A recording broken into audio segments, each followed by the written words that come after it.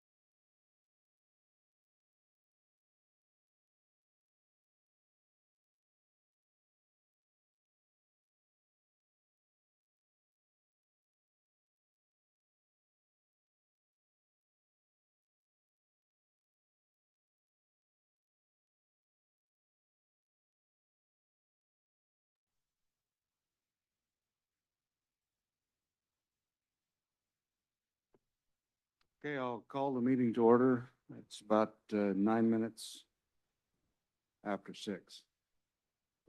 Will you call the roll, please? Chair War, Here. Vice Chair Flynn, Yeah. Commissioner Breen, Commissioner Dixon, Here. Commissioner Chung is absent. Okay, There's no need to do your announcements about attending remotely. that's correct. So the first item is item 2, oral communications. This is when persons wishing to address the ASCC on subjects not on tonight's agenda may do so. Anyone, here in the room want to talk to us on something that's not on tonight's agenda? Anybody online, Amy, Emily?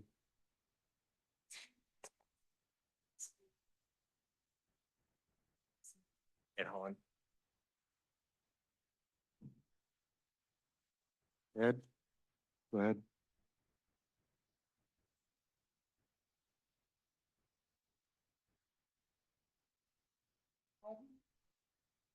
Mr. Holland, are you able to, do you hear us?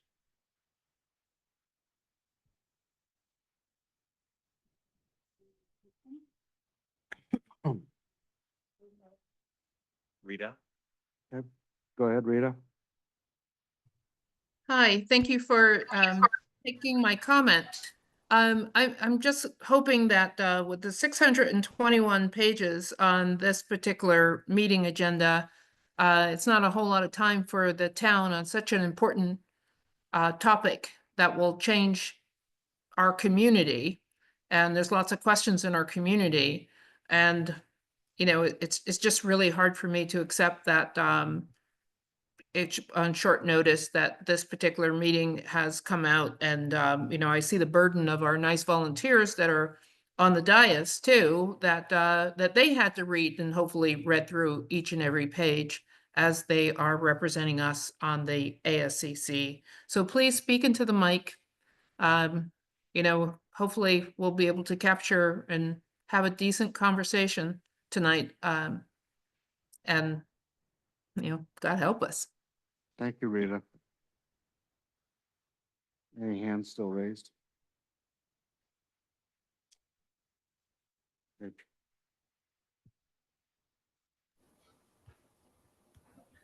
Mr. Holland, did you want to make a comment on something not on the agenda? I do. Can you hear me? Yes. Good, thank you. I had a logical tangle. Good evening, Mr. Chairman. Good evening, Mr. Grindle. I communicated earlier today with a letter to the ASCC chair and also to you, Terence. Can you confirm that that was received and distributed to the commission? Yes, it was.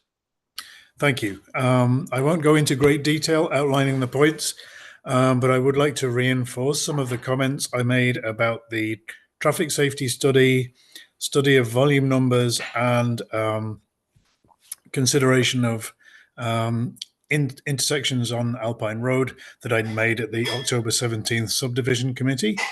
And I would also like to draw your attention to my further thoughts on those points that were not a part of the public discussion, but matters that have come to my mind subsequently after further consideration of my own.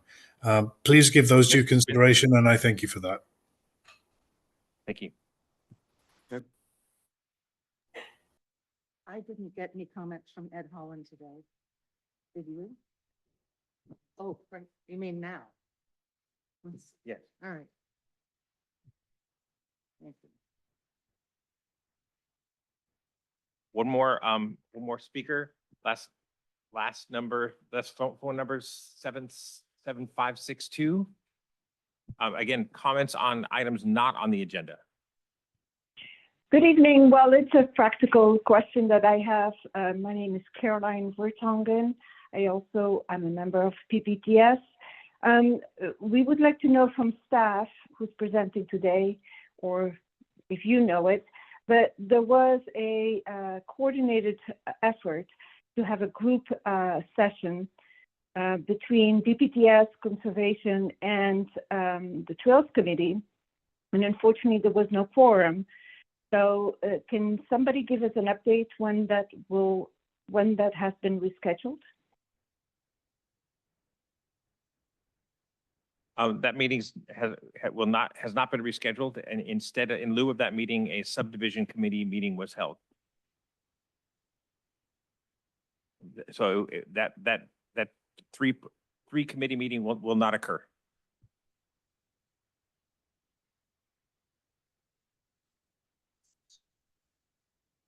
Okay. Let's move on to the next item on the agenda, which is the public hearing. We receive a presentation from staff and the applicant regarding the Stanford Wedge project. Terrence? I'd like to introduce Stephanie from Good City Company to provide the staff report on this item. Good evening, Commission. Stephanie Davis, Good City Company. Tonight, you are being asked to consider making recommendations on the Portola Terrace housing project, specifically on the four entitlements of the conditional use permit, planned unit development, architectural review, and site development permit.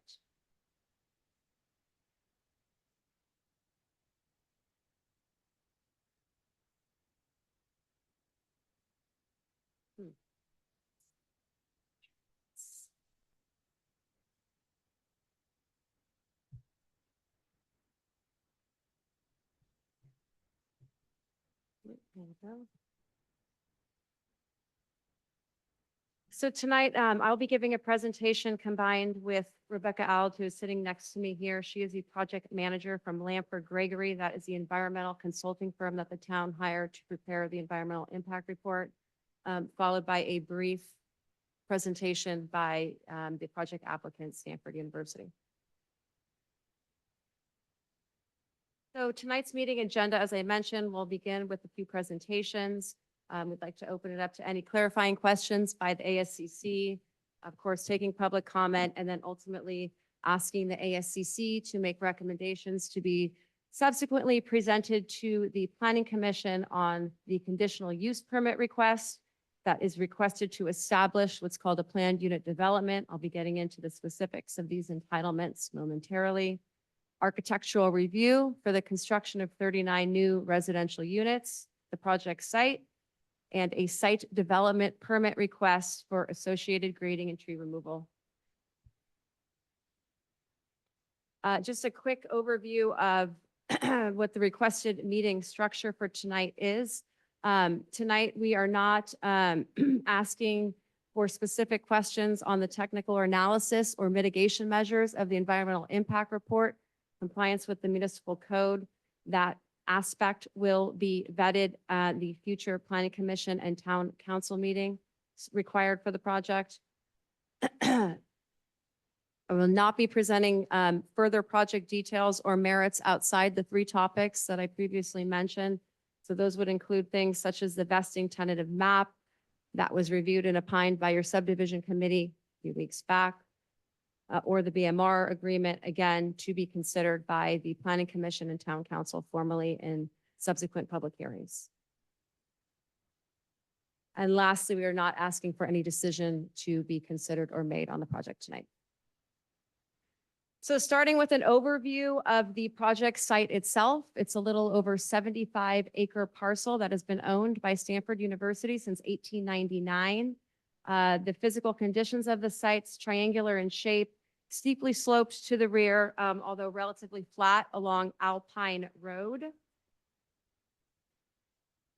The project parcel is broken up for descriptive purposes into two different areas. The bottom right corner you can see there with the blue dots, that's what's being referred to as the residential development area. It's about 10.8 acres, and that is where the proposed residential units are to be situated. The remainder of that 75.2 acre parcel is what's described as the open space and permanent maintenance road area. It's a little over 64 acres in area.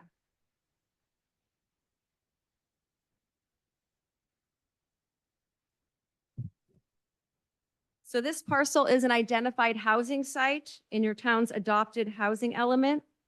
All residential improvements are proposed as what's called a clustered development. A vegetation management plan, or I'll refer to as a VMP for short, has been provided, and this would address existing fire hazards and identify regular treatments for the entire parcel area.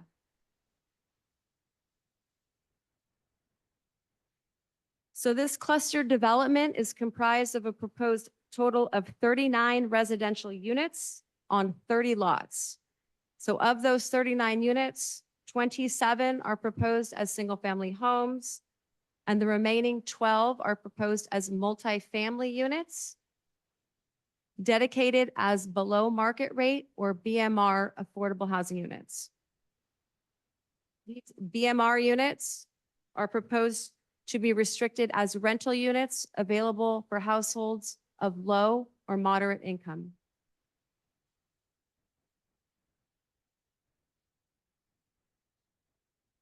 So this clustered residential development also includes a 25-foot rear yard fuel management area, as well as a small emergency access lane for fire trucks to access the rear of these proposed new lots. In addition, as you can see here on the screen, all that lightly shaded gray area behind the majority of the lots is a 200-foot fuel management area. There's other landscaping and stormwater treatment areas proposed on this section of the parcel, primarily in the front along Alpine Road. In regards to the proposed density of the development, the standard municipal code application would allow the site up to 30 total units, of which of those 30, 18 as market rate units and 12 as BMR units. Of those 30 total units otherwise allowed under standard municipal code application, the applicant is proposing 20% of them, or 6 units, to be BMR units restricted for occupancy by defined low-income households. And by proposing such, the applicant is allowed to apply the California State Density Bonus Law, which by law allows a development increase of a 35% density bonus over what the standard jurisdiction may otherwise allow. Again, by providing or proposing 20% of the BMR units to be affordable to low-income households. It follows that by proposing those 20% BMR units as low-income units, the application under state density bonus law would be allowed up to 41 units total, or 11 more than the town regulations would otherwise allow. And as noted previously, the applicant is proposing 39 total units.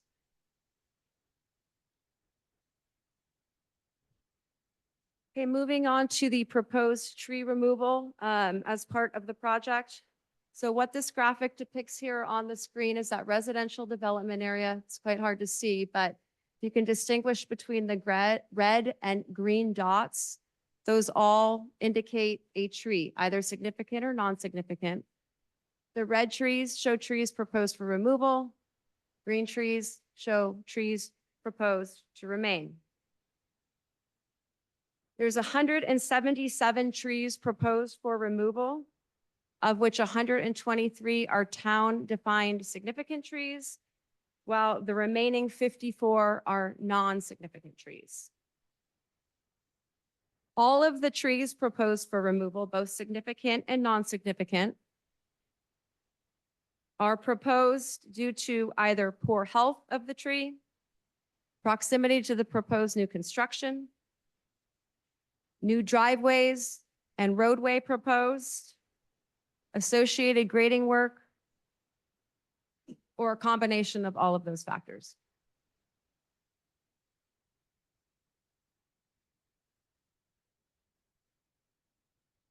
The proposed architecture of the development can be generally described as traditional in form, but modern in execution.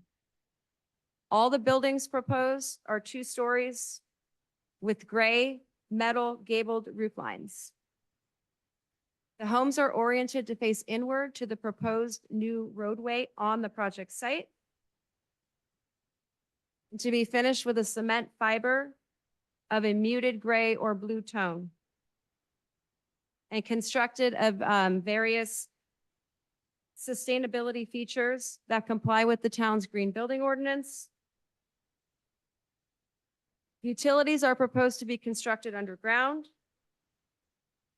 and all finished materials are noted to meet the town's reflectivity guidelines. Digging in a bit more specific with the proposed lighting plan.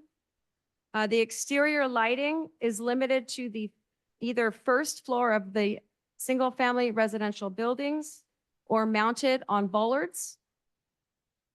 All lighting fixtures are proposed sconces, downlit, shielded, and dark sky compliant.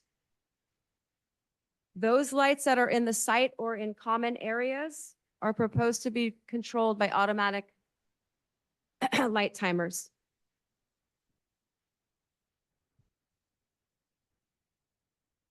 Proposed grading on the site.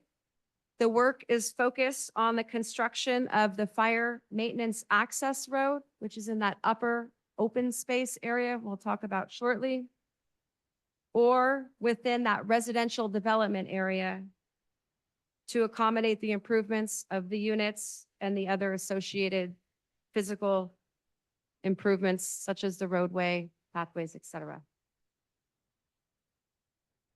It's noted that the overall grading design approach was attempting to balance the earthwork on site, leaving very little offfall of any material off of the project site, as well as taking into consideration the existing steep topography to the rear of the project parcel to the extent feasible.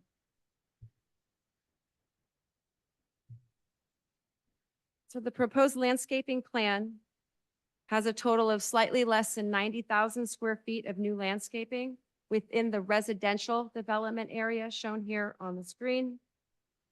So beyond various ground cover materials in the private and common areas of the site, there are a total of 55 new 36-inch box-sized trees proposed to be planted and 310 new 5-gallon shrubs. These are all located within a large bioretention area in the front of the parcel along Alpine Road, within the common areas and within the private yard areas. The common area also does include a picnic and playground area for use of the residents. All of the vegetation proposed is predominantly of a native plant species, and all is demonstrated to comply with the town's water efficiency landscaping ordinance.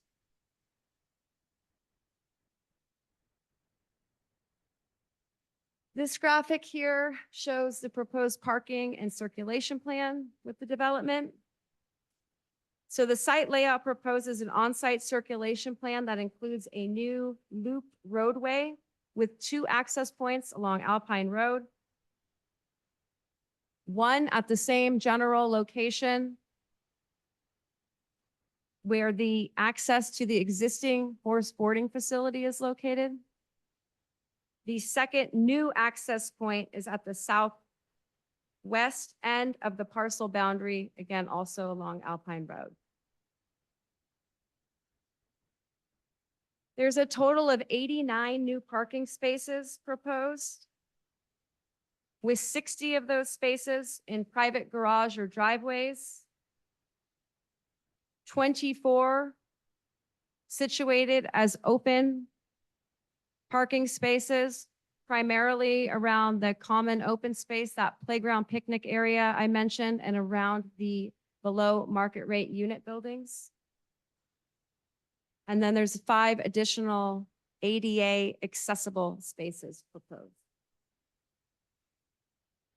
So the existing Alpine Road Trail, which is situated along the property frontage, is proposed to also be improved to meet current town standards as part of this application.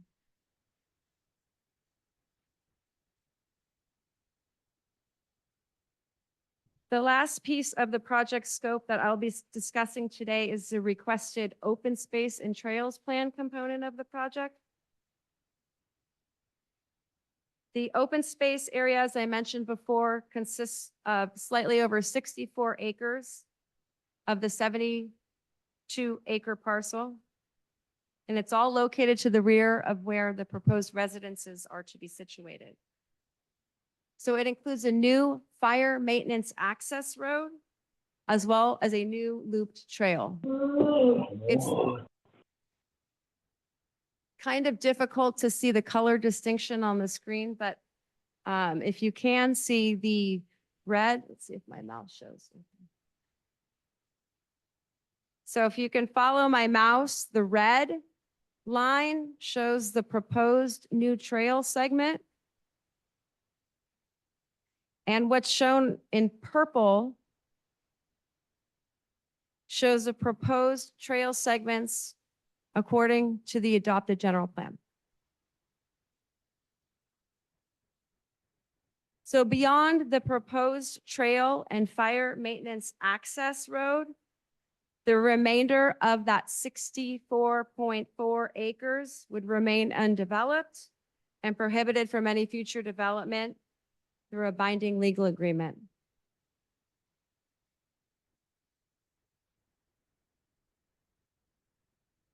So the proposed trail itself is about 1.2 miles in length.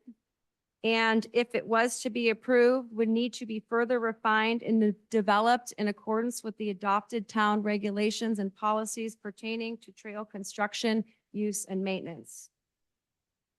This new trail is proposed to connect at the south and north end of the existing Alpine Road Trail that fronts the parcel boundary.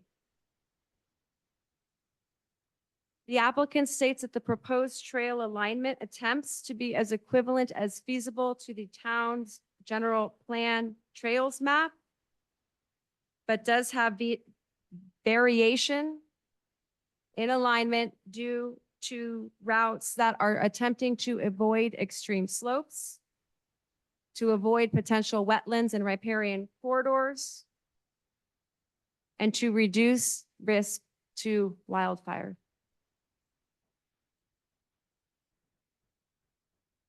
Before I hand the presentation over to Rebecca Auld, who will be speaking at high level on the environmental impact report prepared for the project, I'll just make note that when the ASCC does begin deliberations on the 3 different entitlements, I do have the findings for each entitlement, the CUP, the PUD, the ARC review, and the site development permit up here on the screen if you'd like to have them up for reference.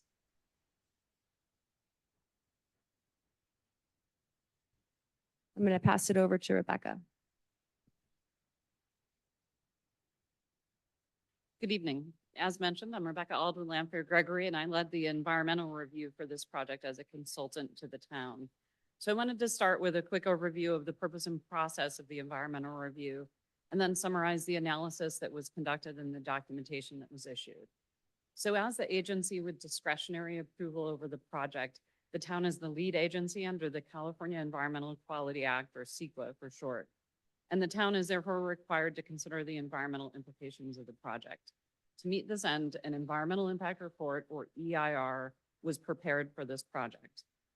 The EIR included in-depth studies of the potential physical impacts on the environment. It included all phases of the project, from construction to the ongoing use as a residential development, the trails, and the vegetation management activities.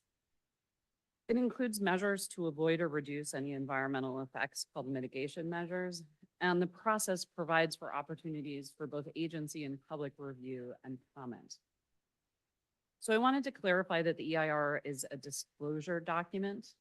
It's intended to provide the town with the environmental related information needed to make decisions on the project. It does not itself approve or disapprove a project.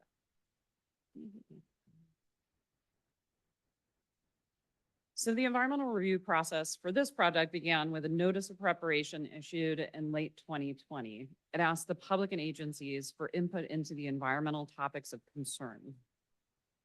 And a public hearing was held at that time to also accept verbal comments about the scope of the analysis. So these comments were taken into consideration while the technical analyses were completed and the report was written. That draft EIR was issued in March of 2022, again with a notice asking this time for input on the contents of the EIR and with a public hearing again, this time to accept a verbal comment on the draft EIR. Following close of that public review period, we compiled and reviewed and responded to those comments in a final EIR document. I'm going to discuss the contents of the draft and final EIR in the next couple of slides, but that's where we're at right now. All of the environmental documentation for the project has been issued, and the project and EIR are being brought to hearings for recommendation and decision by the town. All right, so let's talk about the draft EIR. It contained the environmental impact assessment for the project. Now, while an EIR can sometimes be focused only to certain topics, due to the broad areas of concern that were expressed early in the process, the draft EIR for this project included all of the environmental topics under the law of CEQA. I'm here representing that environmental analysis tonight, but it was actually a large team of technical specialists that were brought together to address those concerns. It included a lot of work and consideration from various teams, including review and consideration of planning documentation from the applicant team, detailed studies from technical specialists for the EIR, and in coordination with town staff and other town consultants.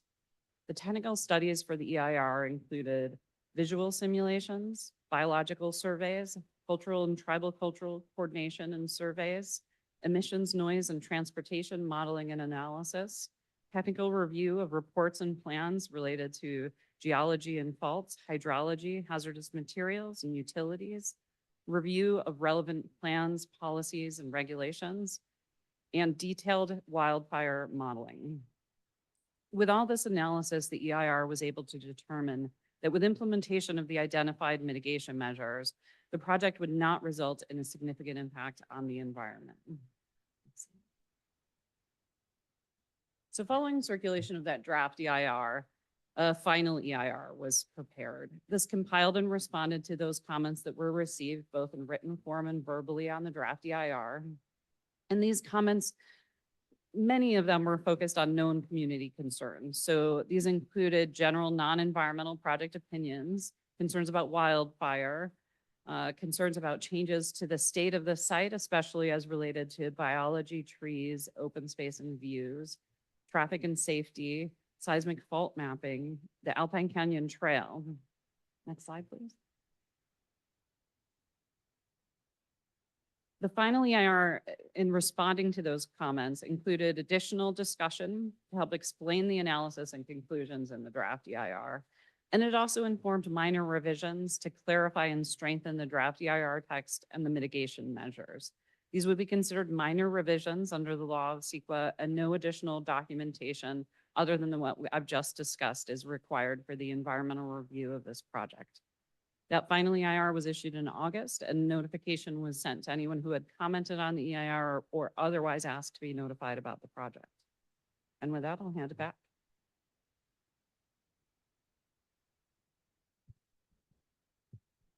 Just to summarize the process and next steps, what's happened and what would still be happening with this project in terms of public hearings. As I mentioned before, the subdivision committee did review and provide a series of recommendations on the project. Those were included as part of the staff report package that happened on October 17th of this year. Tonight, we are at, obviously, the Architectural Site Control Commission meeting and asking for recommendations to subsequently be presented to the Planning Commission meeting, which is targeted at this point for November 18th of this year. The Planning Commission will be asked to also then subsequently make a recommendation to be presented to the Town Council for final decision-making on the project targeted at this point for December 5th, 2024.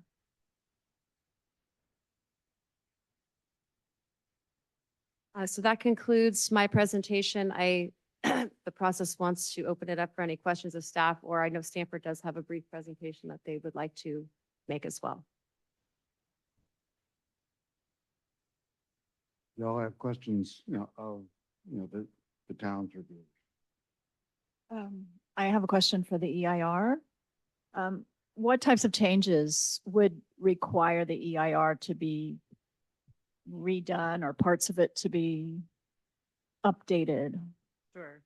It's called recirculation at this point in the EIR process. If there are things that would trigger that to occur, that would be when the changes for various reasons result in new or worsened significant effects. So that's what would trigger recirculation in the EIR. And who makes that determination that there would be a necessity? To do that. It's part of the EIR process. So I, as the consultant, would draft it and then work with the town to make sure that they agreed. And that's ultimately part of the conclusions for certification of the EIR. Thank you.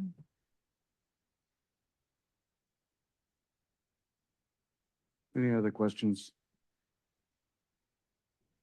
Okay. I think we're ready for Stanford's presentation.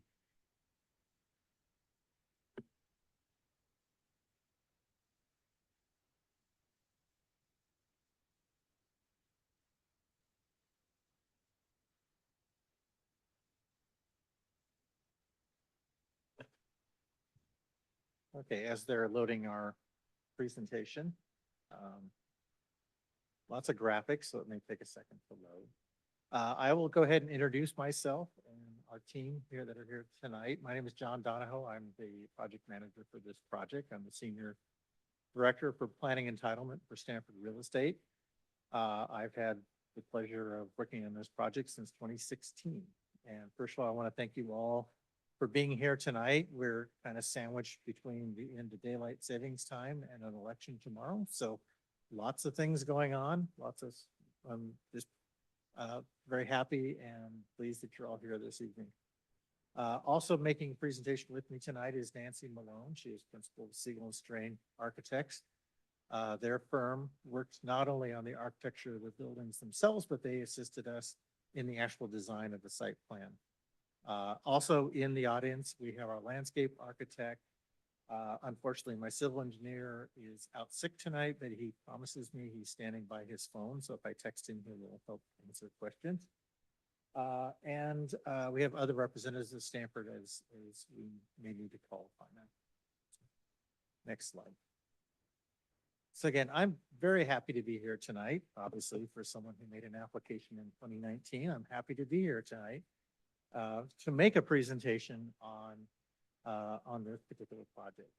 We believe this project does meet the ongoing stewardship of Stanford's land, not only to provide for housing, which is a very needed element, not only for our Stanford faculty, but to provide below market rate units for the community and to set aside a long-term commitment to preserve the balance of the property in its natural condition. Next slide. One thing I wanted to point out is, and this was something we heard a lot early in the project, Stanford does do a lot of housing. We do it in all of the jurisdictions that we have property in. The top two pictures are single family homes that we've recently constructed in Palo Alto. And ironically, these were not homes that were designed by Siegel and Strain, but you can see some of the same common elements. You see the single car garage, you see the elements, even down to the color patterns. We also do larger projects. We have built not only lots and homes the size of what we're proposing in Portola Valley, but we've also done condominiums and apartments, and then on the other side, larger homes. Each depending on its particular location and the situation that is calling for housing in those particular areas. So I want to just kind of make that point. It's something we really haven't talked about a lot, but I just want to say that it is something that the university has a strong commitment to long before we entertained or discussed the potential of a project with this particular council or the council back in 2016. Next slide. So as I said, I continue to say, we were actually approached by members of the then, I'll keep talking, by the town council back in 2016. The town at that point had identified housing as one of the council priorities, strong priorities for that year. And they asked us to consider making an application for housing on Stanford land. In this case, the Stanford property has been zoned for residential use for a very long time. I believe as long as the town has been incorporated, this property has had a corresponding residential zoning. It's also in previous housing elements been designated as an affiliated housing site. So there's a lot of precedent for us pursuing housing in this site. But we chose at that point not necessarily to consider development of that property because the existing zoning was for 3.5 acre lots, 1 unit for every 3.5 acres. Our interest is to provide housing for our affiliated people, and that wasn't the type of product. So for one reason or another, that's exactly why this property really has not been developed as long as Stanford's owned it, which is going back to the founding grant in the late 1800s. So what we did do is talk with the council. We held a series of 4 different public meetings, open houses that were held right here in the schoolhouse, where we talked about the different ideas and then tried to listen what the community was interested in. So we understand the characteristics of trying to preserve the town character, trying to preserve the open space of the site, make sure that what we do move forward with is very sustainable and has not only the materials, but the design elements itself is very sustainable. Clearly, wildfire resiliency and fire safety has been a very important issue that we've tried to incorporate in all of the planning that we've done for this property. And has been discussed several times, this issue of trying to enhance the existing town's trail network. Next slide. And this is where Nancy and I are going to transition, but I wanted to make just a few points. What you see on the screen is the sum total of what our efforts have been. We have been utilizing, as staff pointed out, the state bonus density laws to basically allow us to cluster the development in the one area of the site that's already been disturbed, which is the existing stables. That's why the tree removal is not as significant as it would be on almost any other part of this particular property. Also, the state bonus density law, I want to point out, also, instead of providing the way that the town's current inclusionary housing zoning works is we would just basically be dedicating some lots to the city that the city would ultimately try and figure out how to develop for below market rate housing in the future.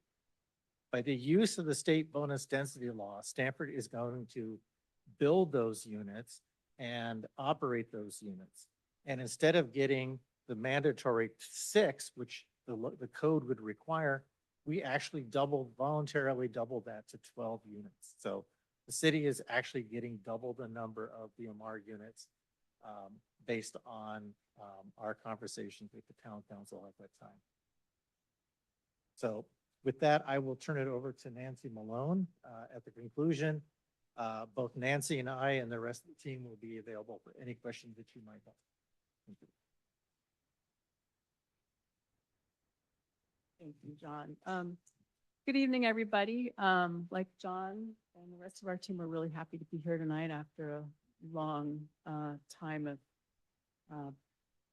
all this work and putting everything together and over these years. One thing I did want to share with you is that Siegel and Strain and also Let's Go Associates, our landscape architects, have spent a lot of time working here in Portola Valley. We designed your town center. We've done a lot of other work here. And one of the things we really have enjoyed about working on this project is being here and working with the guidelines that you have and the whole design ethos that the town has. It's really a delight to be working with that. Let's see, so I think Stephanie went through pretty thoroughly our kind of unit breakdown and all of that, but I'll just pop through it briefly. We are developing 27 faculty homes. 13 of them are 3-bedroom units. We have 6 3-bedroom units that are in duet buildings. We've got 8 4-bedroom units. And then, as John was talking about in some detail, the 12 below market rate units. You can go to the next slide. And I'm going to go through 3 short segments of slides. The first one is going to be on the site design, second set on landscape design specifically, and then talk a bit about the architecture.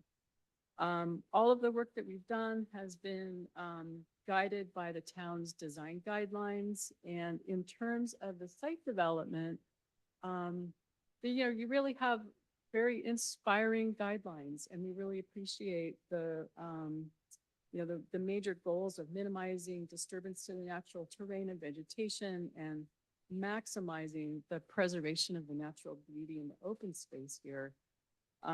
So we've addressed this by, as John was talking about, preserving the open space by concentrating the development in the lower area of the site. That's really the primary big move in terms of conserving open space. We also, throughout the design, are minimizing disturbance to the natural terrain and vegetation based on our grading plan and our careful look at the trees. We are maintaining the scenic corridor. There's a 75-foot setback there, and we'll show you in a few minutes some specifics of how we responded to that. And then in general within the site, also using site responsive design strategies, considering views, topography, neighboring features, and neighboring properties. And of course, preserving existing mature trees to the extent that we can within the development. Next slide, please. So as I said, we've spent a lot of time here. We have a really good sense of the place. We have really a good sense of the vegetation, the site planning characteristics, the things that really make Portola Valley what it is. Next slide, please. So zooming into the site plan of the development area, we are really focused on how to apply the town's design guidelines to the compact layout of the development. We are concentrating the development on the 10 acres so that we can leave the remaining acreage undeveloped. There are a lot of ways that we are responding to the terrain in terms of how we are orienting the buildings to work with the contours, working around existing trees. I'll show you even more, we'll zoom in a little bit more for even more detail in a moment. And also locating the buildings so they have minimal visibility from Alpine Road. So the lighter colored trees on the plan are existing, the sort of brighter and darker ones are proposed trees. And you can see how the line along Alpine Road is varied, and we're using the vegetation to maintain that sort of invisibility, if you will, minimal visibility from Alpine Road. Next slide. The site grading is a really important feature of the site, and this diagram represents with the green areas of the site that have a lower slope, and as it turns yellow and orange, it's a steeper slope. So you can see that we are concentrating the area on the areas of the site with lower slope. We have 2 red lines on there. One, the straight one at the bottom, is the scenic corridor setback, and there's a more sort of zigzagging one at an angle there. And that other line is the back of the lot. So that's really the extent of the construction area or the back of the lots. And that line represents very careful site planning. So we're working with the topography, we're working around trees. So rather than just a straight line with a, line of houses, we really tuck things into the topography and the trees to respond to what's there. When we minimize earth movement, we also preserve trees. Every time we grade in an area and you grade into a root zone, you affect trees. So it's all integrated. All of these different moves work together to help conserve the character and the integrity of the site. Stephanie mentioned earlier, she went through the cut and fill really carefully for you, but so we really did a very careful job of balancing cut and fill on the site as well. And finally, there are a few retaining walls on the site, but they are of minimal height. And we, in a few places where we need a little bit more retaining, the retaining walls are stepped, so they're visually low impact. Next slide, please. So zooming in even more on this one,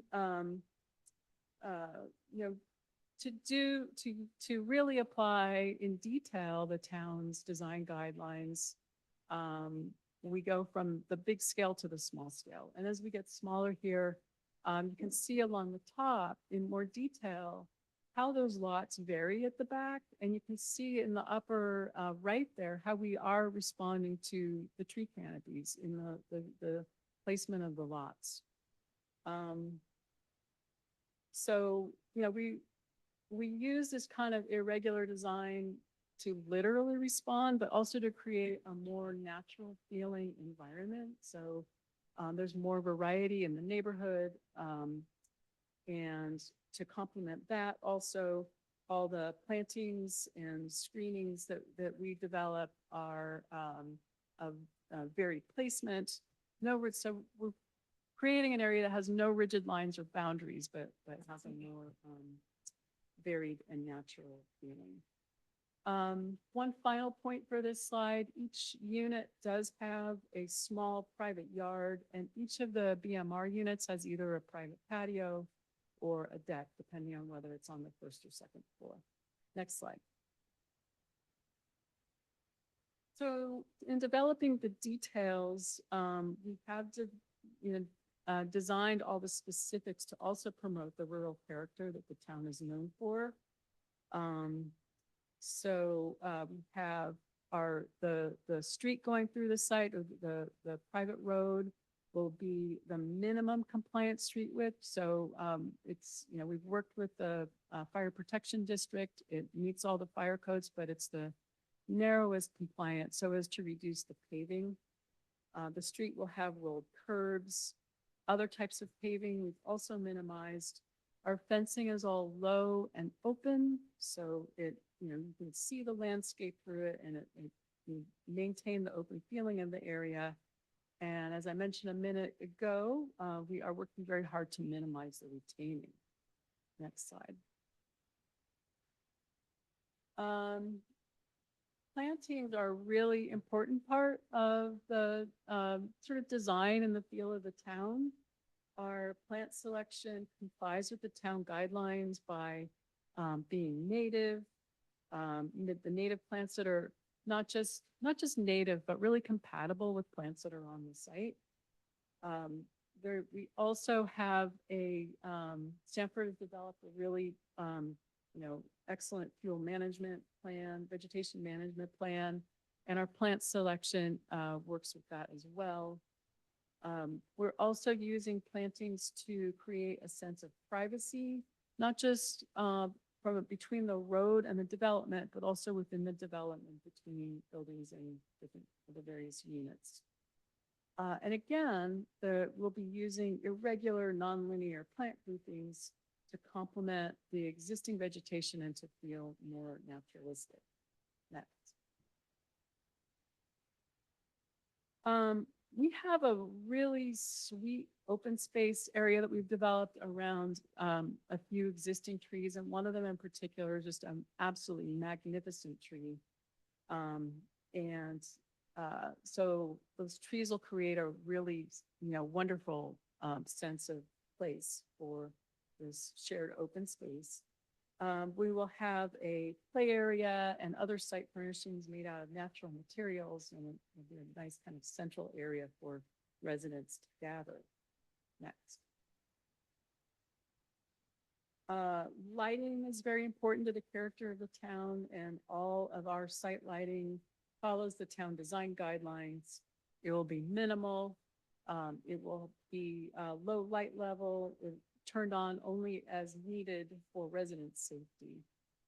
All the fixtures will be dark sky compliant, shielded downlight fixtures, and we've selected materials and colors that blend with the landscape. And Stephanie showed some of that in detail. Okay, so our last few slides here are about the building design.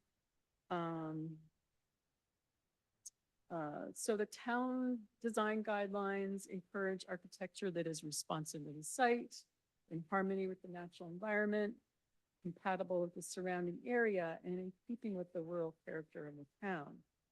Our overall approach is to create a set of relatively understated buildings that are complementary to the natural surroundings. They defer to them in their simplicity. The landscape forms more of a backdrop to the homes rather than the homes being the center stage.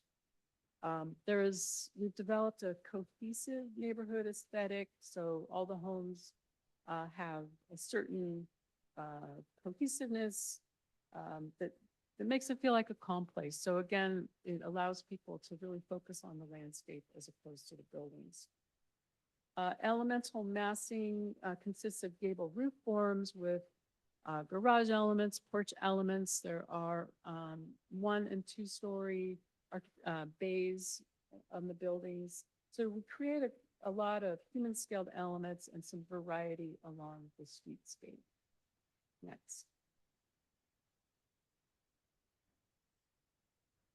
So in general, the materials that we've chosen, the fiber cement siding, the aluminum clad windows, they're all chosen for durability. So they'll really maintain their color and appearance over time.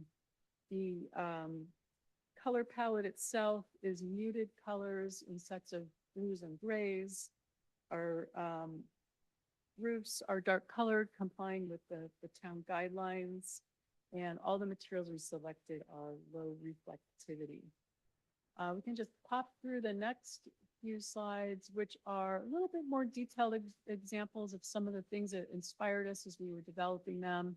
We have some photo precedents in the upper right-hand corner of each of these, but just showing some inspiration for the color palettes, and then some of the, a little closer in view of some of the elements that we have on the buildings that give them their character. And so we have a couple more slides here. One about our approach to fire resistive design. As you know, the entire town and all new projects must comply with WUI. We're in many areas of this region are in a WUI zone. The project is compliant with the state's WUI regulations as well as the town's wildfire preparedness code that was updated in 2021. Near in to the building, there is a carefully maintained defensible space that is part of the fuel management plan and whatnot. And then the buildings themselves, I think John mentioned this, but they'll be fully sprinklered. The materials are all ignition resistant.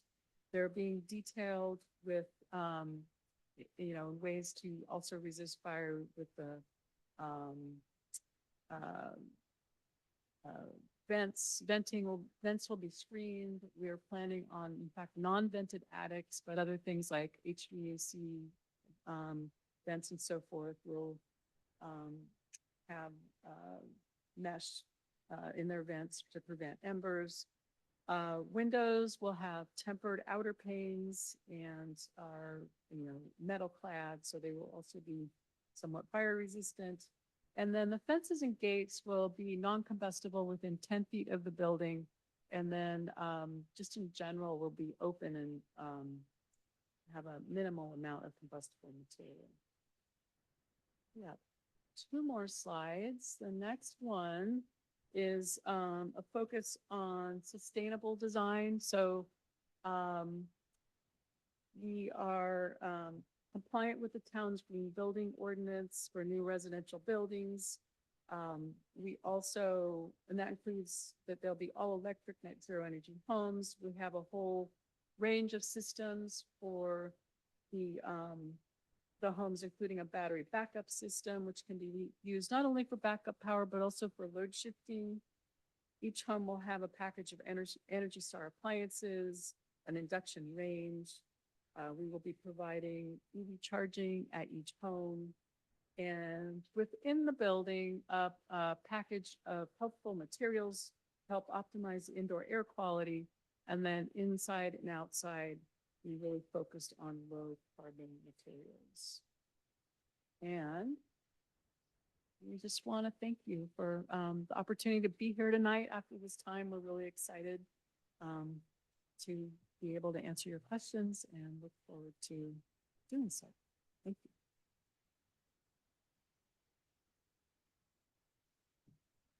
So with that, we are, as I said, we are available for any questions. This was as concise a presentation as possible, but there are very many details that we have addressed in this project, and we're more than happy to talk about any one or all of them as you see fit. Thank you. Thank you, John. Aaron? Thank you. I just wanted to raise one point, one question. The enhanced vegetation that is shown along Alpine Road, just want to confirm that that complies with the fire department's comments and comments letter, and just to be clear to the ASCC, there is a condition of approval that prior to when they go to the final work, that there will be a certainty that it conforms to the fire department's ordinance. The fire marshal is here tonight if you have further questions about that. Yeah, and I wasn't sure if that was originally directed. I got out of the funny chair, so if I'm up here, I'm going to go ahead and talk a little bit. Yes, we have long since, one of the conditions of approval is, as you know, this town hasn't seen too many subdivisions of this size. So essentially what is being ultimately approved by the council is kind of the first step. We have a lot of work to do afterward. We need to do the final design, final geotechnical investigations, all of those things. So there is going to be a series of review of those final documents that the city will undertake.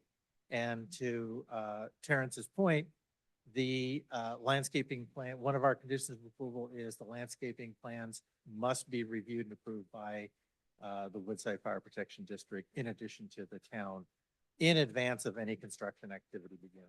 You know, and it's going to be a long list of things that start with prior to any construction or prior to this. We will have to make basically make good on all of these preliminary conditions.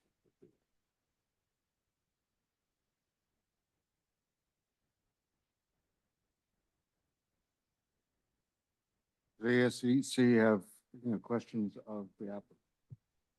Yes, I do. Your presentation answered a bunch of things, but I wasn't sure, I mean, there are photovoltaics on these buildings. All right, that was one question I had. And they will be provided with battery storage. Cool. So, Because I was going to ask about you to talk about the sustainability features of the project. So, I mean, that's good. And the swales in the front. Anything else you want to talk about in terms of the sustainability of the project?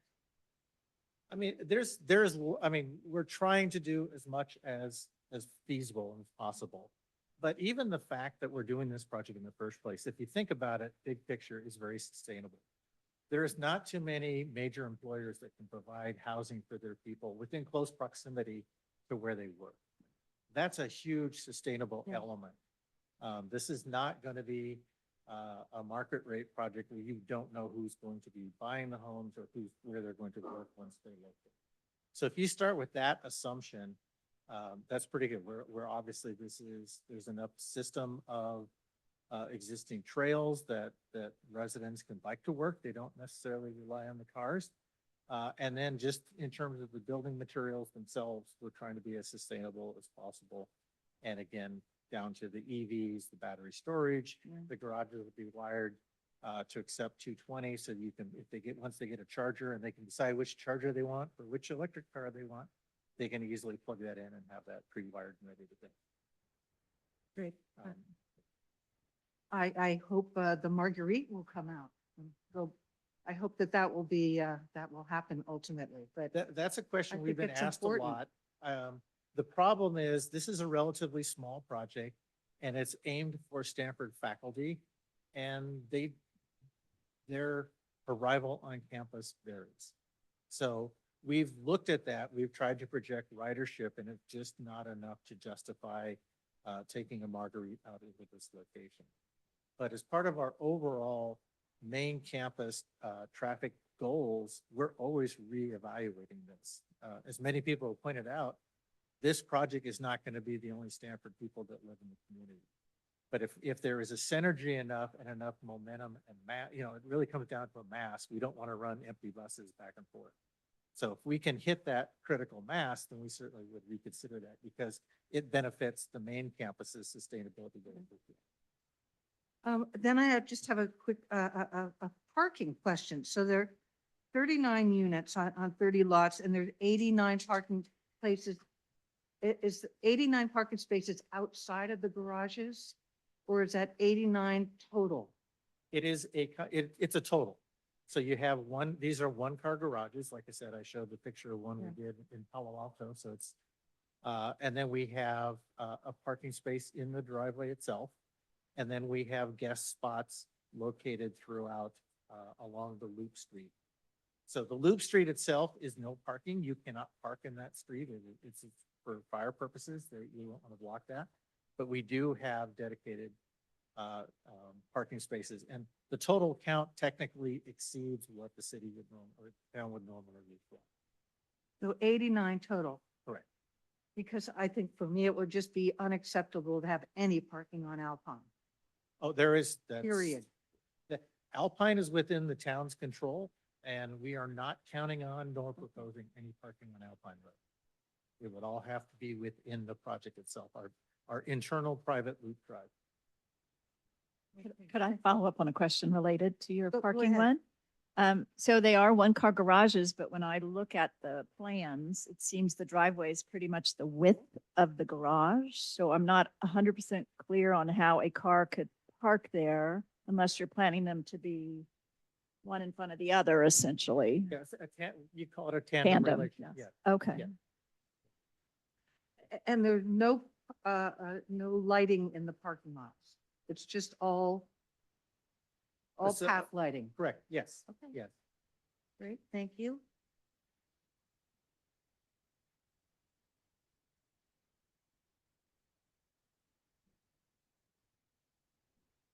Any other questions of the applicant?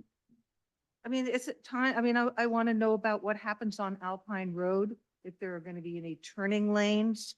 I want to know about signage. Maybe that comes later on. You know, what kind of signage there's going to be. I mean, this is the stuff that ASCC, we work on, but is Alpine Road, are there going to be left-hand turn lanes into the project? This question came up at the subdivision committee and without throwing the environmental consultant under the bus, pardon the pun, I guess it's a thing. The real issue is we made an application for our project. It was up to the town and their consultants, including the EIR, to do the traffic analysis. So the applicant typically doesn't propose things like where did the turn lanes go. Those are usually brought back to us based on the analysis, of the traffic analysis, and then any other input that comes from town staff. In this particular project, that was not called for, based on the relatively low number of units in comparison. to volume. Understood. Yeah. Okay, I get it. Okay. So it's a process thing. So, okay. Yeah. All right. I think that's questions. I have. I don't have a ton. I had two questions that maybe were directed more at the design team, but one of them is just in looking at the site plan, why the larger BMR units are located closer to the road as opposed to the smaller, more residential kind of scaled ones. And then my other question is just the setbacks between the buildings. I'm just curious how those were determined. Some look a little small, they're around 8.7 or under 10, and kind of how those were developed. Yeah. Let me take the first question first. A step back, a little bit of education. One of the things that Stanford can't do based on the founding grant is we can't sell our property. So in the case of the faculty homes, I'm setting aside the BMRs for outside for a second. They would have a ground lease for the land and then they would own the structure on top of it, because they are affiliated with the university, and that's in conformance with our founding grant. These are rules we put on ourselves, or our predecessors placed on us. With regard to the BMR units, those are rental, that's a rental configuration. So you're gonna have 4 rental units in each of the 3 buildings. When we first envisioned the design of this project, we actually had separated the BMR units on the edge of the property. And the input we got from the town council at the time, because we did bring this to several public meetings with the town council, is they actually wanted them integrated into the project itself. So they have their own slightly isolated parking spaces that aren't on the loop street. And then they have they've kind of been integrated into the central portion of the property and adjacent to the top lot to give them some common open space area that they can utilize. That's the best I can kind of explain to that. And I've already forgotten your second question. I was just asking about the setbacks that between some of the buildings. Yeah, seem these pretty are small. relatively small houses on small lots, and they have basic small setbacks. So yeah, that is true. That is something that, throughout the Bay Area, this is not a particularly unusual housing product. It is very unique for Portola Valley. And we understand that, but this is essentially what we've been proposing all along.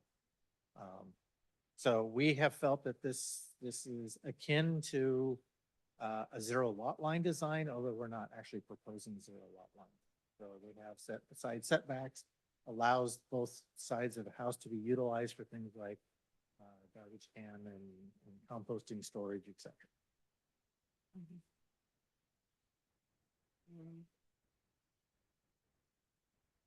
I think we've got some more questions. Okay, I think that's all I have at this meeting.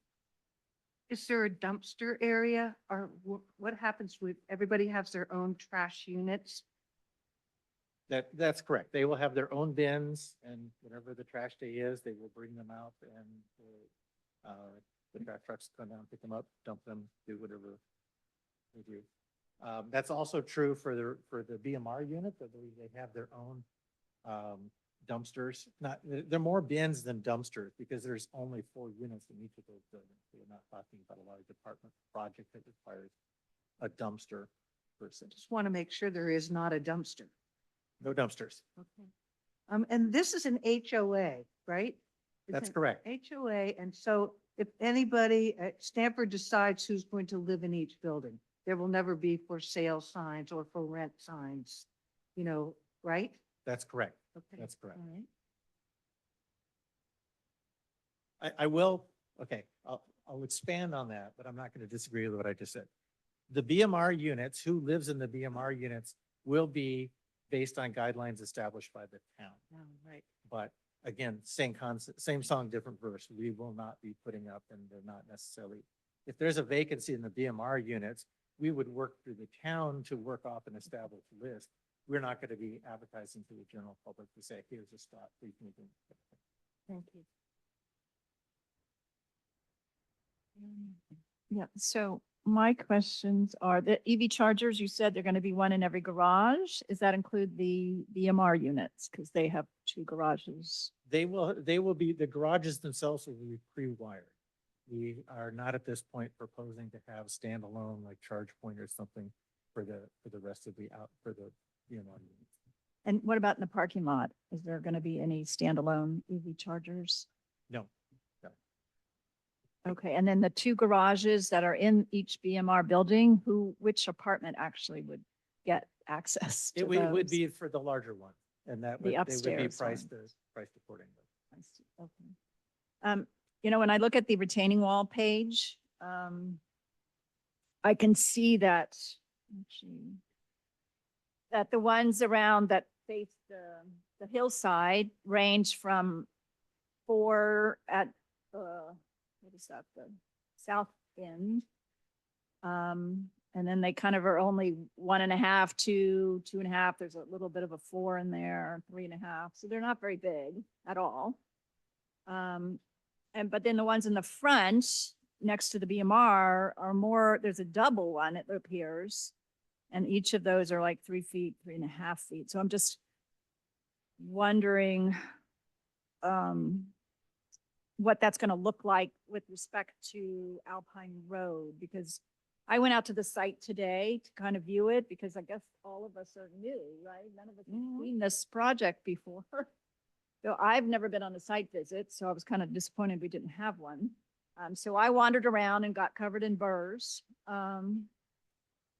But, there's, as you go along Alpine Road, it varies, the elevation varies pretty dramatically for the trail and for the property. The property is actually kind of higher up, a large amount of it. So I'm just wondering what that retaining wall is, what it's doing there.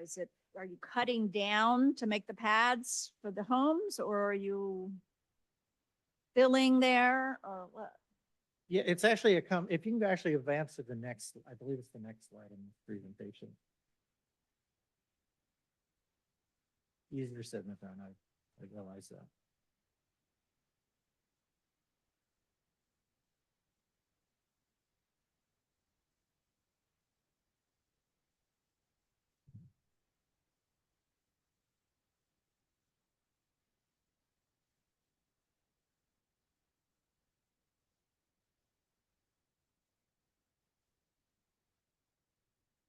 Thank you. That's the one I was looking for.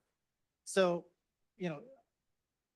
it's not an accident that if you look at where we have the red line is back edge of proposed lots. It's not an accident that you see that line is pretty much where the changing color is. And so if it's green, it's relatively flat. If it's grass green, it's really flat. But nothing in life is flat. Otherwise, if you pour, you have a tabletop that's flat, you pour a glass of water on it, it puddles. So you don't want real flat. You want some slope across the side. So what we have attempted to do is push the vast majority of the rears of the lots to end right at that transition area between that kind of lighter green and the yellow, because that's where the steepness really starts to pick up. So in order to accomplish that and basically make sure that, if you think about what we're doing, these lots, when you have small lots like this, they're all relatively flat. So you almost think of this whole project as a tabletop.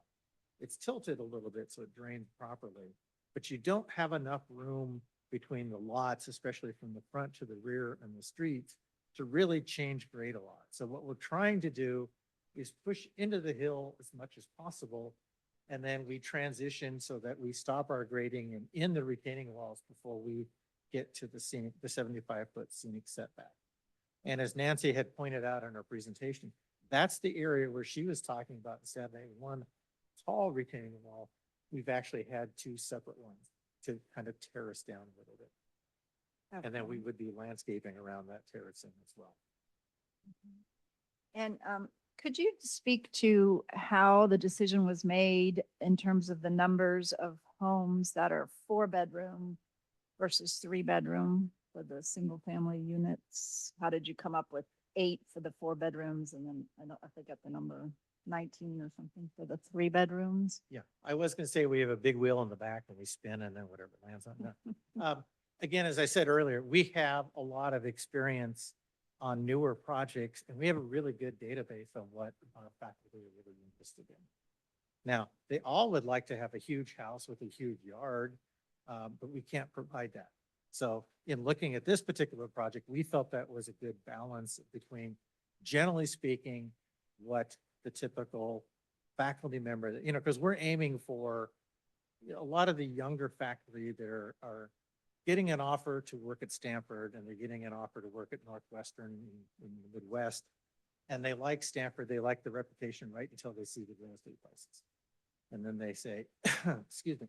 So that is really what shaped a lot of the decisions of this project, why we're going with the smaller lots, the relatively smaller homes. And in this case, we felt the balance between a 3-bedroom and 4-bedroom was what they were kind of expecting, or what they have asked for in our other projects. So you're actually seeing a lot of families that have so many children. It's, well, one of the reasons why you leave an apartment and go to a single family is maybe you're starting to anticipate having children. So again, we actually envision these are going to be faculty on the younger side that are maybe starting their families, not necessarily have them already. Although we have more restrictions over it. Chair War, can I make a comment? The Woodside Fire Protection District Fire Marshal is here now, but she has to leave in a few minutes. So if the ASCC has any questions for the fire marshal, now would be a good time to ask them. But if you don't, that's fine too.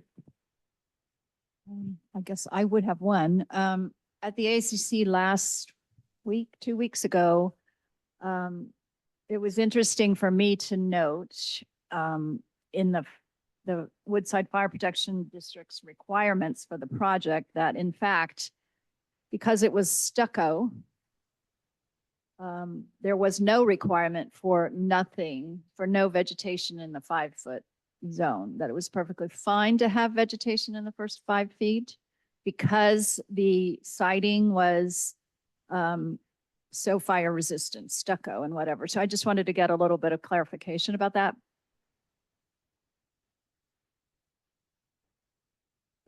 Good evening, everybody. Actually, no, the ordinance is written as it is, and there's no vegetation in zone 0 at all. So So- it needs to conform to the requirements of ordinance number 2401, which does not allow vegetation in the zone 0. So I think the fire department needs to relook at the information they. Well, put in that's the why thing. we already made the comment on our comments to them that it would need, it specifically says will meet zone 0 requirements and our zones. So, and that was a condition of approval. It's written in our comments that we gave to them. And then as well would be re-reviewed before building permit issuance. And so for the trees that are planned sort of at the edge of each little property, it's not every property, but there's several trees. I don't know if they're existing or new. Would there be a restriction for a tree that grows to be, 40 feet wide? It's obviously going to start to go over these Yes, homes. So everything's going to have restrictions with any new vegetation. an existing tree, how's that handled? Existing trees, we can't require them to cut or remove any healthy living tree. That would be something that would come out of either recommendation for health reasons. There's nothing within our authority that can allow that, So, just as it is for all residents in the district. so if they protect, they talked about there's a beautiful tree that where the playground is going to be. Now, I don't know, I assume it's a big oak or something. Chances are its spread may actually cover some of the homes or on the edge of the homes. That's not something that they would be required to cut back or anything? Well, there are. I mean, the ordinance requires all maintenance and pruning of trees to the health of that tree. So, I mean, we would just have to be very diligent in looking at, plans are great to look at, but until you actually are on the ground and seeing everything in person, it changes and it needs to be modified. On paper, everything looks great, but we all know as site inspectors that when we go out for a project and we start to actually, when groundbreaking is happening, adjustments need to be made. So I'm sure that's going to have to happen. As John already said, it's going to be a long process to get through to make sure that everyone's requirements are met. Okay. Thank you. Thank you. Kim? Yeah. Go ahead. This is kind of a huge question. The Trails Committee, our colleagues on other committees, and I've been trying to listen because we weren't on site, ASCC before. The Trails Committee would love to see a trail come from the canyon down onto Alpine Road. Straight down. Did you guys ever look at that? Did you guys give any feedback about that? Is there a graphic that shows where the Trails Committee wants that trail to come down? They There- did. And also, I just want to say that there are other committees that also want to see the whole building site, the whole development moved closer to the west. And what are implications about that? Are we going to talk about that tonight? I don't know where we are, but that's where my colleagues on committees, the things that they're saying. So Dana, I can tell you at the last meeting that we had prior to this one of the trail committee members was here and asked questions specific to Stanford on trails and making sure that things met. I can't speak on behalf of Trails or Stanford because that is not our area. We don't manage or have anything to do with the trails. I just know that it was discussed at the last meeting, so I can give you that information. It seemed like Trails Committee was okay with what was being proposed as from what was said at the last meeting. But as far as fire is concerned, there's nothing we do with trails. So you had no feedback or nothing to say about the canyon up higher, the trail that goes down through that canyon? What would we have to say? It's That the fire. everything is fire in the district. Every trail is, every park, everything. I mean, Okay. what it comes down to is whatever's being built is that it's being built with requirements for those to make those modifications as needed because of what's around it. So that's something that we definitely keep an eye out as new construction's coming in, that it's being built safely and to all the codes and requirements. Okay, thank you. You're welcome. Okay. So Kim, on this project, on their proposed planting plan, on sheet L 3.2, I don't know if we can bring that up. Of course, you can bring up whatever you wish. Not me. I'm not a panelist. Oh, I'm sorry. I wanted to bring up that sheet. Bring up the question. Excuse me, through the chair, I can work on pulling that up. Just give me a moment. It's going to Okay. take. a little The, slower with the, that the big issue packet. is that, All 3.1, you said? 3.2. The issue, Kim, is that, the setbacks between these buildings, are assuming, a property line between the buildings. And then, it looks like a pretty suburban, style of landscaping, where there are lots of plants, on their typical lot plan, typical landscape plan, that are up against the building. And I mean, that's part of what ameliorates, the small distances, between the buildings. That's a comment so that brings a lot of concern to us because we're already in a densely vegetated area. And we already know what fire modeling looks out in that area and the fact that the houses are built so close together. So we're looking at structure to structure ignition. So vegetation certainly is something, which is why when we do a re-review on what their final proposal will be for vegetation, because it's going to come through again when we go into building. So before we even issue a building permit, we're going to have that final look at what's going to be allowed and not allowed. And during that time, it would be completely specified with things that they'll have to make modifications or changes to what they have currently, because looking at what they have currently would not meet our ordinance, but they are already aware of that and they know that they're going to have to make modifications to meet that. Yeah, that's the sheet. So if you could zoom into the detail of the plan that has the unit 7 on it. Yeah, it's Festuca, which is just like a yay Little high. plant. So is that an acceptable plant or nothing? There is nothing acceptable in zone 0.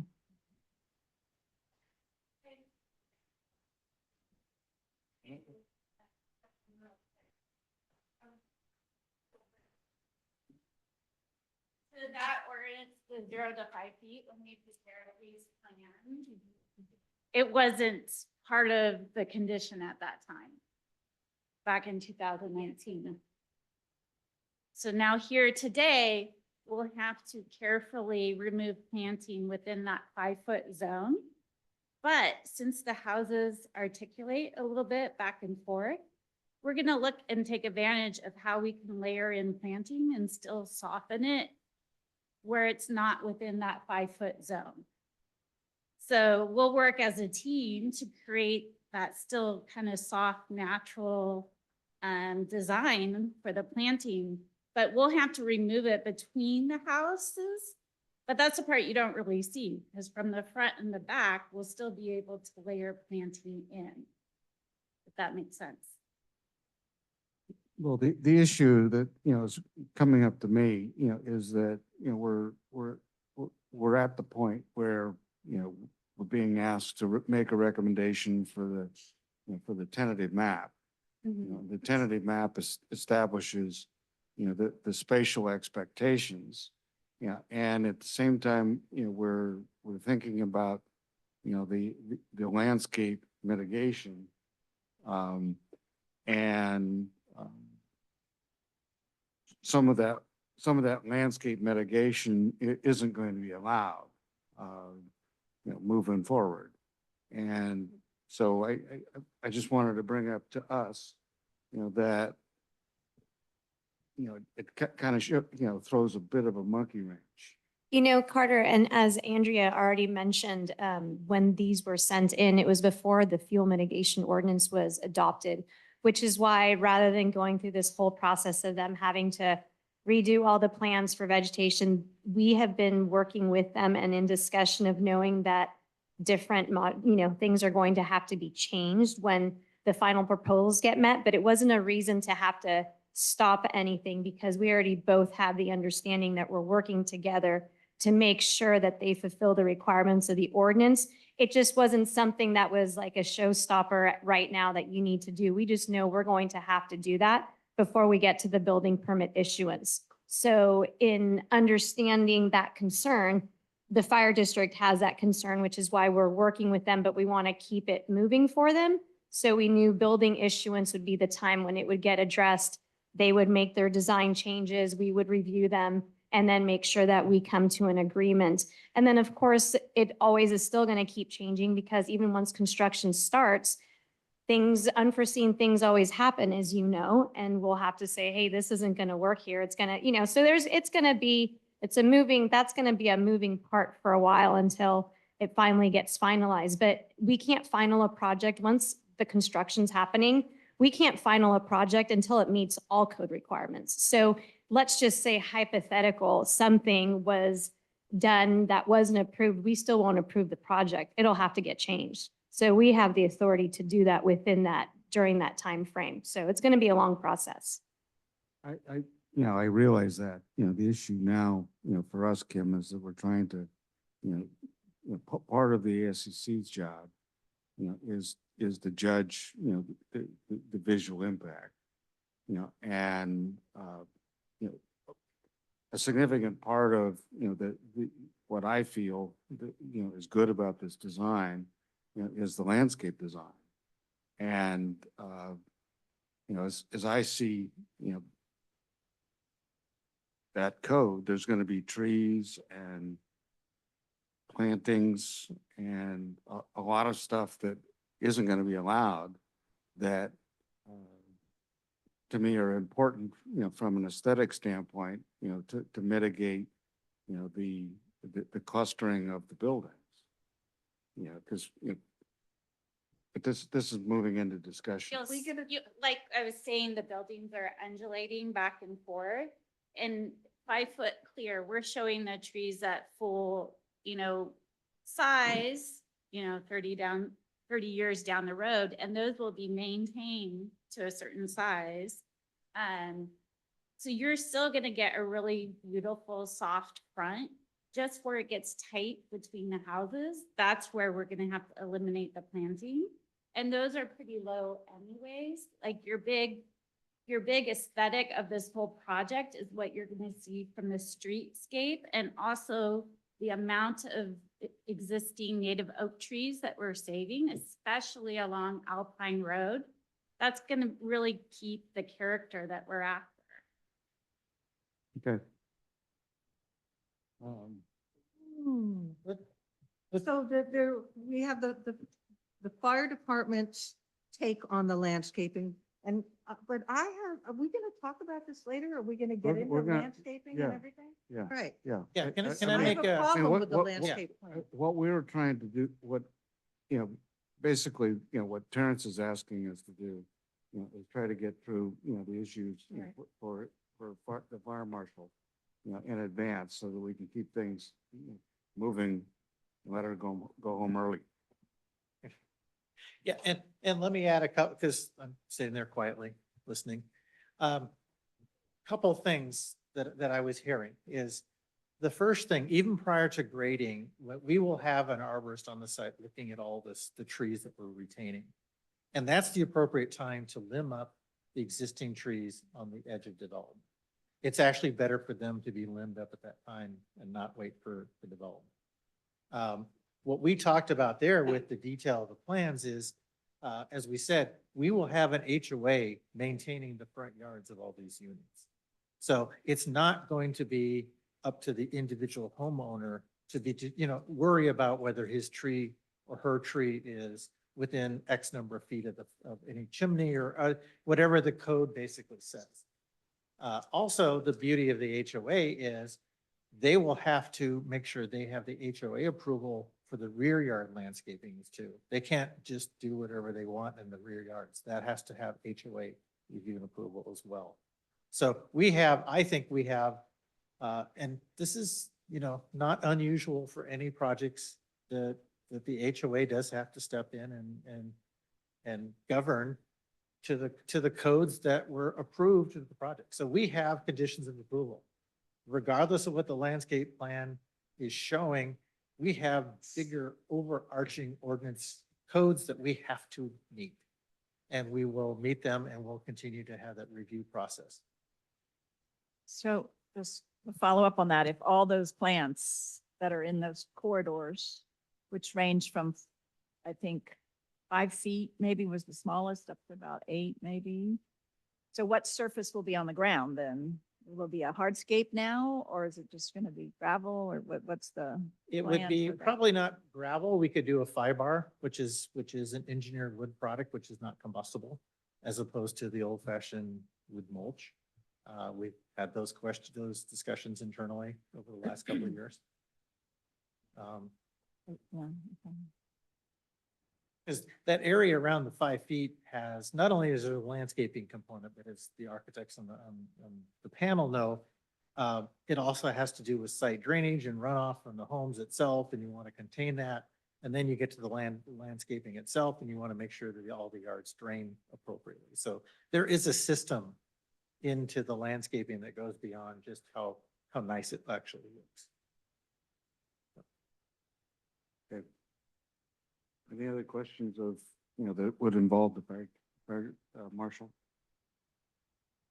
Dana? Okay, Thank you. thanks.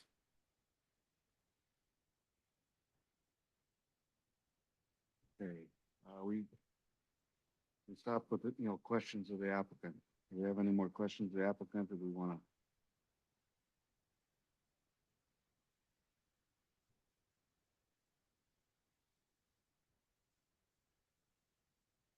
Okay. Want to go to public comment? Good. So Emily will open this, to public comment. Start with people in the room. Judith?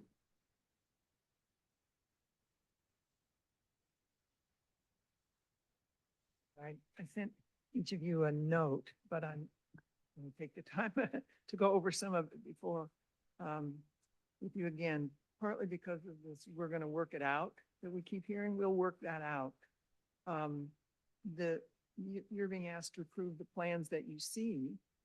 and then being told that the things you have concerns about will get worked out down the line. So conservation until this point has been making suggestions, et cetera, and we haven't had the privileges of having back and forth conversations with John, so we don't know which of those things they like and which they hate and which they might do and which they don't want to do, et cetera. Although we have some ideas about some of them. And so what this sort of work it out, actually the conditioning now actually starts with you. This is the first time that anyone is actually putting conditions on what's going to happen next. Conservation can't do that, trails can't do that, PPTS can't do that. We can only suggest. And in your many page packet, some of those things are in there. So what I wanted to do was condense down the things that were most important to conservation, because the reports that are in there are from previous, when we were sort of in the let's throw it all out, everything that would be nice stage. So the things that are most important to us. One is the landscape plan. You've been talking about the landscape plan in terms of fire, but I would urge you to look at the landscape plan also in terms of general plan ideas, having it look natural, et cetera. So one of our concerns is that although we adore Lusco and, you know, admire how the plant selections, et cetera, that it seems that the roadside is much more formally planted than we would like. You can see the geometric shapes of those plants as they come in around the roads. And that what's drawn in the renderings, when you look at the plans and you see the renderings, it's like, that looks terrific. But the renderings don't match the plans. And we would like to see the plans changed to being much more close to that rendering, much more natural, much more what's there. And the only way that I can see to do that is that you make a condition of use that the final landscaping plan has conditions that are not only the fire marshal's conditions, but your conditions, and that the final map, the final drawn map, should be revised by a small committee that's obvious at Stanford, and that's one of you and perhaps one of the conservation meetings, so that we can come to some agreement out at the end about what it's going to look like on site, so that it looks like what we want it to, and you want it to, and the town wants it to. Unless a development, then something that's just been built to snuggle into the town, so it should. We're concerned that the setback from Alpine should be for all structures and uses, not just buildings. The way it's currently written, it's buildings, and they've been very good about not putting parking structures, et cetera, in that setback, like some people in town do. And that's wonderful, but we're concerned about overflow parking. 3 of these people decide to have a party. Big game. All the garages are full, all the driveways are full, they can't park on the street, all the parking places are full. And where do the other cars go? And we don't want them on Alpine, obviously, but informally, they'll want to spill into that setback, so that you'll have cars in that setback the same way that people used to informally park here at Springdown until we put the fence up, even though it was an open space. So we would like to see that be condition of use if possible. We've talked about pushing the development south so there'll be trails. Fire Marshal Kim said that at the subdivision meeting that trails people seemed okay with the trails, but that's definitely not what trail. I don't know if anybody's here from trails to speak tonight, but Trails feels very strongly that they would like to see the project put south a bit so that there's enough room for a trail to come down. Trail, you guys were talking about up the hill isn't on the Stanford land. There's nothing that can be done about the trail that goes up. Those are on Westridge properties, but from the trails that are drawn on that map down to Alpine Road on the north side, it would be nice to have the setback increased so you can have a proper trail there. There will inevitably be a common use thing. The deer is going to go through there. People are going to go through there. And if what you have is just a 25-foot setback that's there, it's going to be sloppy, et cetera. So I would like to see that gets formally widened a bit and is considered a wildlife corridor and a trail. Better for the residents in the new project, better for the people in Westridge who abut it. Similarly, and this is a tough one, we're gonna ask for it, even though we know it's really hard. It would be really nice to see it back further away from Alpine Road. I know that there are constraints in terms of the land and the geology and all of that, but in an ideal world, it would be further back. Right now, it meets the minimum setbacks. It would be nice to have the setbacks be more, a little more aspirational. And I think that's it. Thank you. But my main point is try to make some conditions tonight of approval, not to say, oh, it'd be nice if you could, because when they sit down to do the final maps, they only have to pay, attention to the conditions. Thank you, Judith. Mr. Chair, I forgot to ask when you started the public comment, do you want a timer on the comments or? Not necessarily. Okay. Other public comment from inside the room? Go ahead. Introduce yourself, please.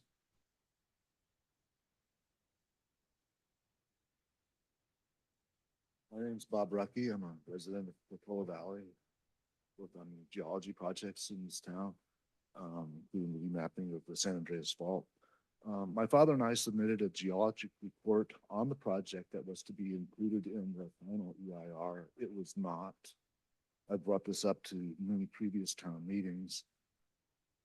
I work with LiDAR all the time. Actually, I'm going to try to just keep all the geology out of my comments to save time. I think for one of the but there is in our report, there is what we refer to as a lineament, a geologic hazard on the site that unfortunately goes under many homes. Also, unfortunately, it goes under the homes that are for below market homes. And I just want to state that I want to get this right. I'm not opposed to below market housing. That's not why I'm here. I'm here because of geology. I hope that if this project goes through, that we do have below market housing. That being said, I believe that there should not be houses built on this geologic hazard. And one thing that should be done is I think that there should be a green belt across this lineament. And if it's not a green belt, there could at least be parking. I understand if there's any comments about not enough parking at this site. I hope these comments are helpful to the committee. Thank you. Thank you. Can I ask Bob a question? Yes. So where exactly is the geological hazard? You said it's where the BMRs are, but does it Yeah, well, go on north, south, page- east, west? Is it? Yeah. I have only one I have one printout. I don't know what the rules are. I could share that with you, but Could you come also up and share it? page 86 of the big document was together for this agenda. There's a place where it's essentially a topographic map and the lines are very close together. That is the lineament. 86, you said? Yep. Please, I don't know what the rules are. What do you want me- Bring it up, please.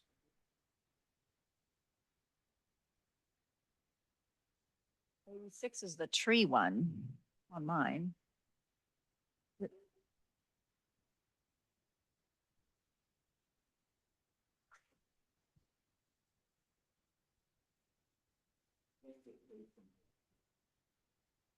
Oh. Wow.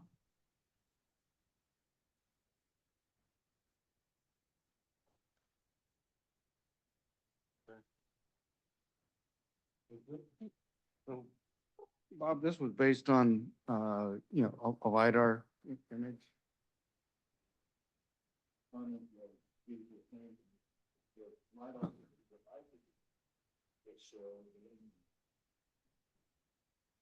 So Bob, could you, I'm sorry for not speaking in front of the microphone. could you address the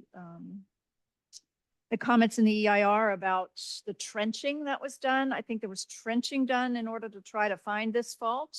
Right. Can you address that? Yes, I'm grateful for the trenching. I was also grateful that they found some. They did a carbon-14 date that was very helpful. It shows that the age of the alluvium that's at the site was essentially when it's 20,000 years ago. But something that's been missing from all of the geologic studies is how did this geology change from what used to be there 20,000 years ago to what we have today. And it's very clear that this is a very seismically active area, and that lineum is essentially a hinge where the ground is tilting. And one comment about trenching, there has been lots of trenching done in this town, places where even some of it was across the San Andreas Fault, and they found nothing. But it is the San Andreas Fault. Trenching is thought of and talked about as a gold standard for trying to understand geology. And it's expensive, but trenching by itself, when you hear that it's a gold standard and it's expensive, you hope to get gold-plated results. And you don't always do that. There's lots of examples of that happening in the town. So Bob, at the subdivision committee meeting, this was talked about, and the town geologist, I remember, was saying that there was additional study that needed to be, produced, for the project to move forward.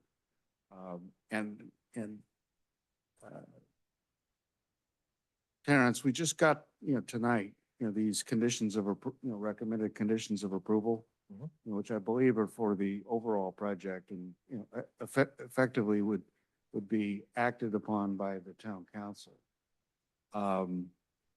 Could you go to the page, in the recommended conditions that deals with the supplemental, trenching that, is called for?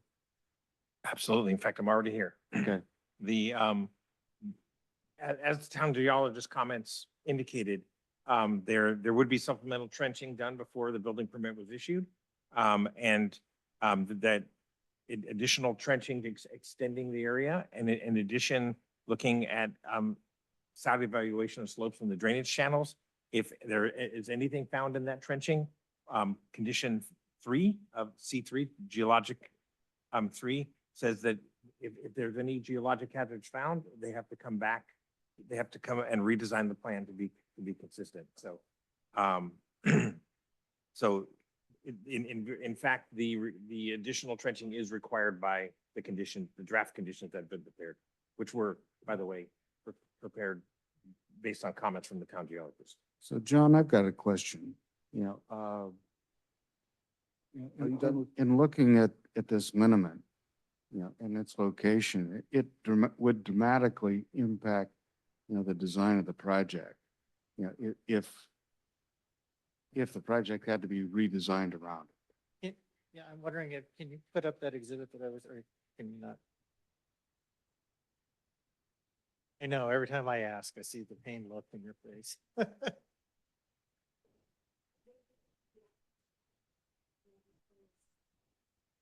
Oh, no, it's for our presentation. I had that I had some extra slides in the back. So and this was something that we actually showed at the subdivision committee. So let me back up a second. I am not a geologist. I don't play one on TV. I don't pretend to be one. But what You're not a doctor either? No, well, I was hoping you were going to get this a prescription. see me later. No. So from the perspective of our geology team, the first thing they were out looking for is basically where the Ladera Formation and the Whiskey Hill Formation come together. That's what they thought is if there's ever going to be that location of any potential faulting. But they're really looking for the convergence of those two areas first. So we don't necessarily have to, thank you very much. I appreciate that. So what you see, the kind of black, oops. We can put that back up again. And I am going to answer your question once. I know you will. So you see the black line, the kind of thin rectangular shape. That's the location of the trenching. We originally were going to do something on the order of 80 feet of trenching. And we started on essentially the left side of that line. And we kept going. So we ultimately did a trench that was 180 feet long through this area. So again, the location where the trenching was going to be was based on potential faulting that could have been or was suggested to be faulting at a road cut on West Ridge. And then they also looked in the creek bed on the other side of Alpine. And I won't say this is, that's essentially what they were trying to do, is connect the dots. So that's what you're trying to do, is the trenching is actually trying to run perpendicular to where they expect to find any faulting. So the first thing is, we went through this entire area and never found the Whiskey Hill Formation. So the condition that they're talking about, and what John Wallace, the town geologist, has asked for, is essentially, if you take that black line that's on the screen and you project it to the right and up, just like continue to draw it into the hill, at a certain point, you're gonna no longer be within our subdivision. So on one hand, my job, our goal, our collective goal is to make sure any homes we build are protected. We're not necessarily setting out to find the fault if it's 1,000 feet in another direction, right? We're trying to make sure this subdivision is geologically safe.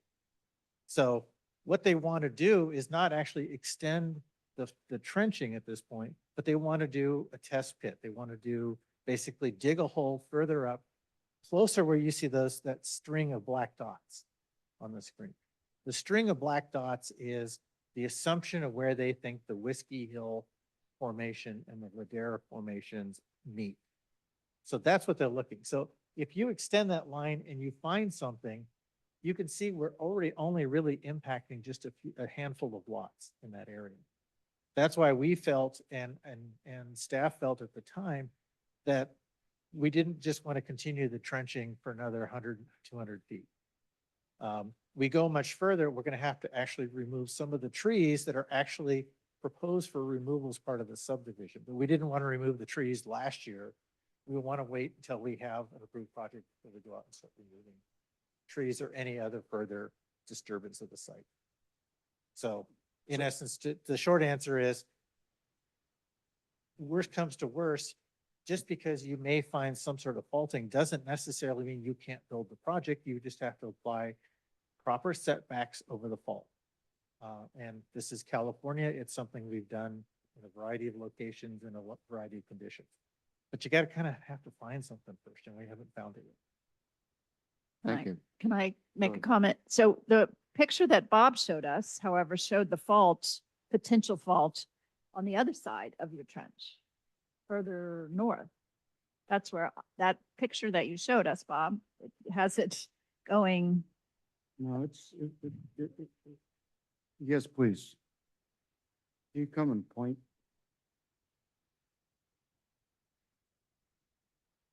First of all, John, thank you for your comments. Finding a fault between two rock units is the easiest place to find them. That's the low-hanging fruit, and that's a good thing to do. And John points out on this diagram that they're looking for this contact between the Ladera sandstone and the Whiskey Hill. But there are places, including on the San Andreas Fault, where that is not what always happens. There's a place near the Sequoias where it's the Santa Clara Formation, and the San Andreas Fault goes right through the Santa Clara Formation. It's in both. Santa Clara Formation is on both sides. The place that we're talking about, different people have mapped it different ways. There's been many faults and maps, excuse me, there have been many geologic reports of this area. There's been some dispute as to whether it's Whiskey Hill or Ladera. A big problem with the two rock units is that when you have a rock unit, somebody goes and just finds it for the first time, they give a description.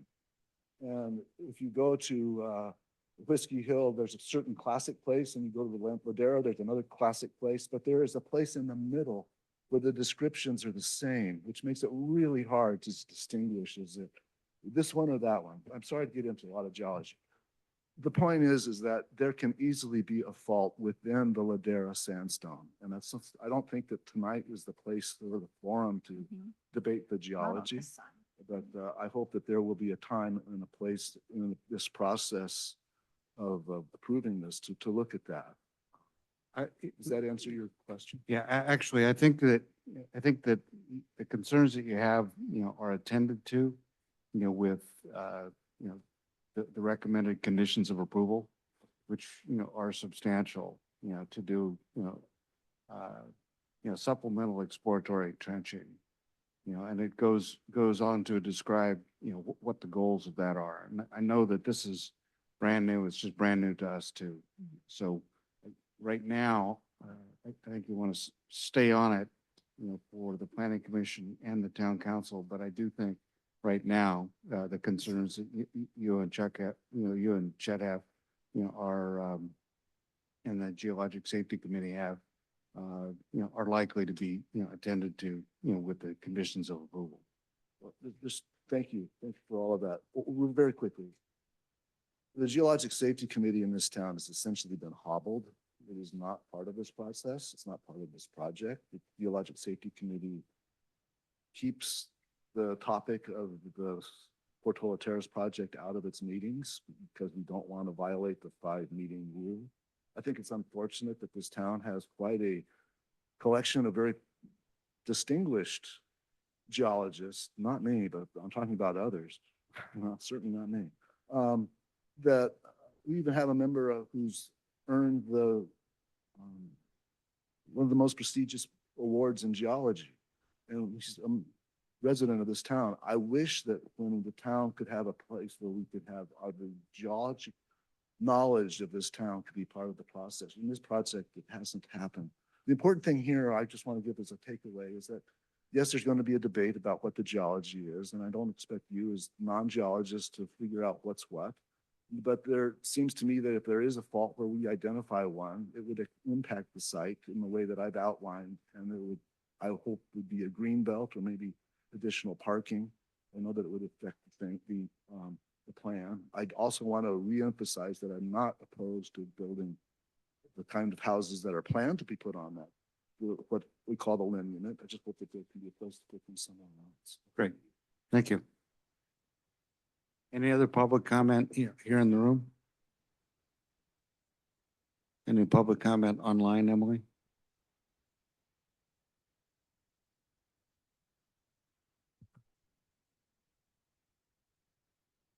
Phone number ending in 752, I'm sorry, 7562. You can speak.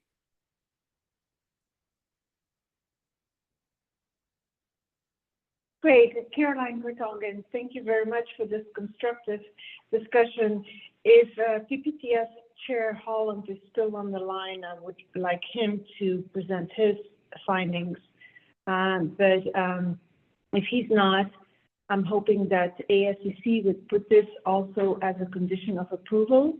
Since they put a second driveway, there has been several projects in the town of Portola Valley, and they were considered individual. They were not considered as, and nobody considered the cumulative negative impact that is caused on our town. I'm talking about Willow Project, the Hawthorns, Woodside Priory, the public schools who made their improvements.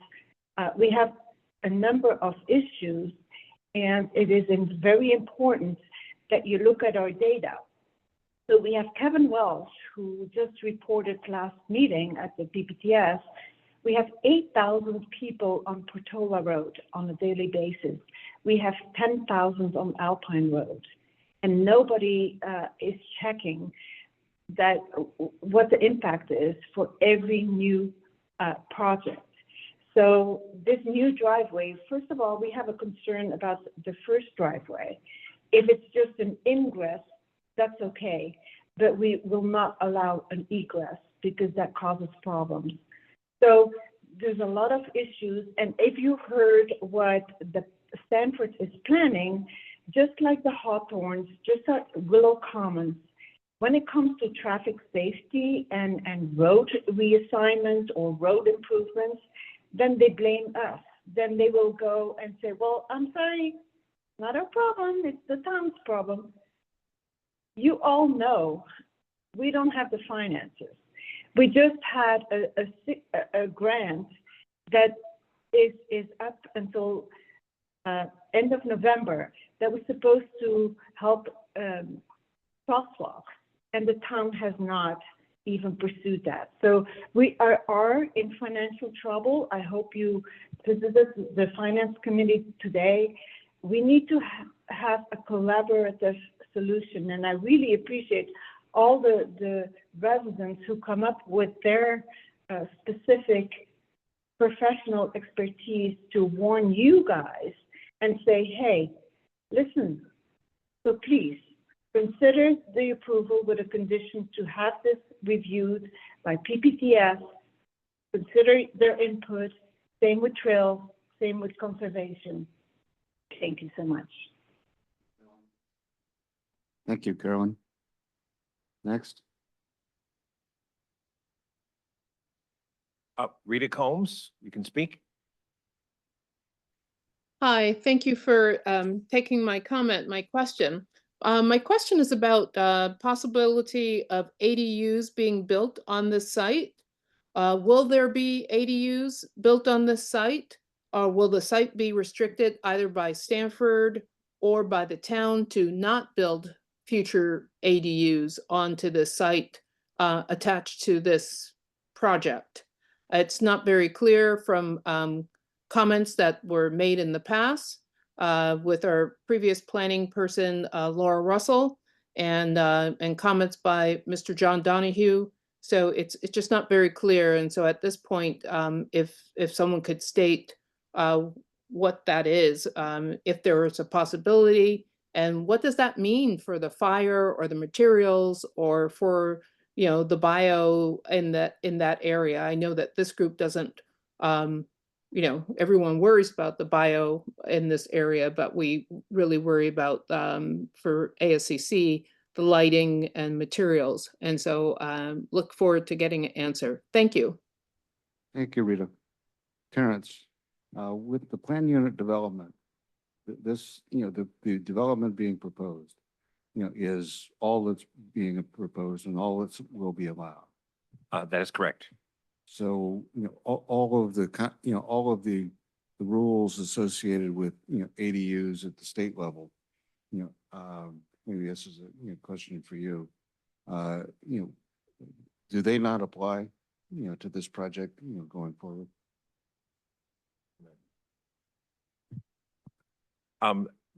First of all, my understanding is that the lot sizes are such, there's no room for an ADU. And I'd like to have John comment on that.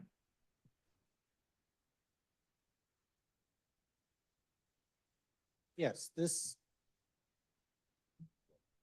to the chairman's point, the state does a lot of things, and this project's been in the works for a while. So I can't predict what the state is going to do in the future, but it was never our intent to allow for ADUs. There just isn't room on the individual lots. We kind of took this, what you see is what you get approach to this, to the overall site design.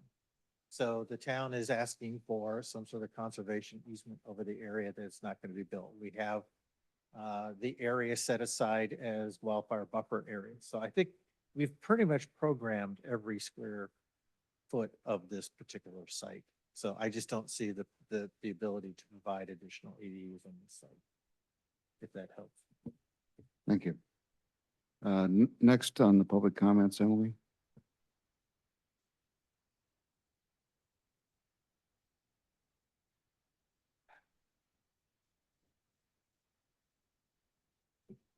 Got to turn on my mic. And Surstack? Yes, Nan Shostak. Thank you. I would like to support what Bob Rucky was saying about this topographic feature through the center of the project, going sort of diagonally from Alpine Road toward the back through the center. It's obvious on LiDAR, and it definitely, it's about 300 feet long at least, a completely straight line, and it needs to be investigated more thoroughly than it has been. I have not been impressed with the explanation the geotechnical report gave for this feature. And I think more needs to be done. The other thing is, I did also submit a comment on the DEIR. And my comment, in addition to discussing this feature, pointed out that deposits that should have been fairly flat have been folded into tall sine waves under the surface. This is something that absolutely needs to be investigated. Is it a natural phenomenon from stream flow? Because this was a lot of debris flow, water were going through the property 20,000 years ago, 10,000 years ago. Or is it seismic? If it's seismic, this is very dangerous. And my suggestion at this point is that when the additional investigation is done toward the south end of the property, not just a test pit, but also a trench be dug and walls cleaned so that they can check to see whether this wavy pattern continues throughout the site or whether it's just in the area where the single photograph from the report shows it. It's obvious in the photograph. There was only one photograph in the entire report, and they had, what John said, 180 feet of trench wall to look at. It does not appear in the report. It does not appear on the sketch of the trench. So that still needs to be investigated. Thank you. Thank you, Nan. Next. Ed Holland, you can speak. Hi, can you hear me? Yes. Yep. Yes, you can. Good, thank you. Partly in response to my committee colleague, Caroline Vertongen, but I also would like to ask if it's appropriate to make the points that I think made at the wrong point in the meeting earlier. Is that okay to go ahead? Yes. Thank you. So at the subdivision committee meeting, I made some public comments that should be on the public record from that meeting, that our traffic data used for the traffic data study was taken during and shortly after COVID, with the sort of depressed baseline effect that would result from that. I'd like to see a condition for an accurate reassessment of the traffic volume data, as Caroline already mentioned. I'd also asked more information about what assessment had been made relating to the addition of 2 new intersections on Alpine, since this is being described as a street or a road and not a driveway consideration. That's one of our only 2 routes into town and has the highest speed limit of any street in town at 40 miles an hour. The other public comment I made is that the traffic data did not give particular consideration to peak traffic volumes, say at times between 6:45 and 10 a.m. and 3 to 6 in the evening. And I think that should be worked into the mix. The loop driveway discussion is moot, and I will move on from that. And recommend that an additional safety study for site access and egress at each new intersection planned on Alpine Road be committed.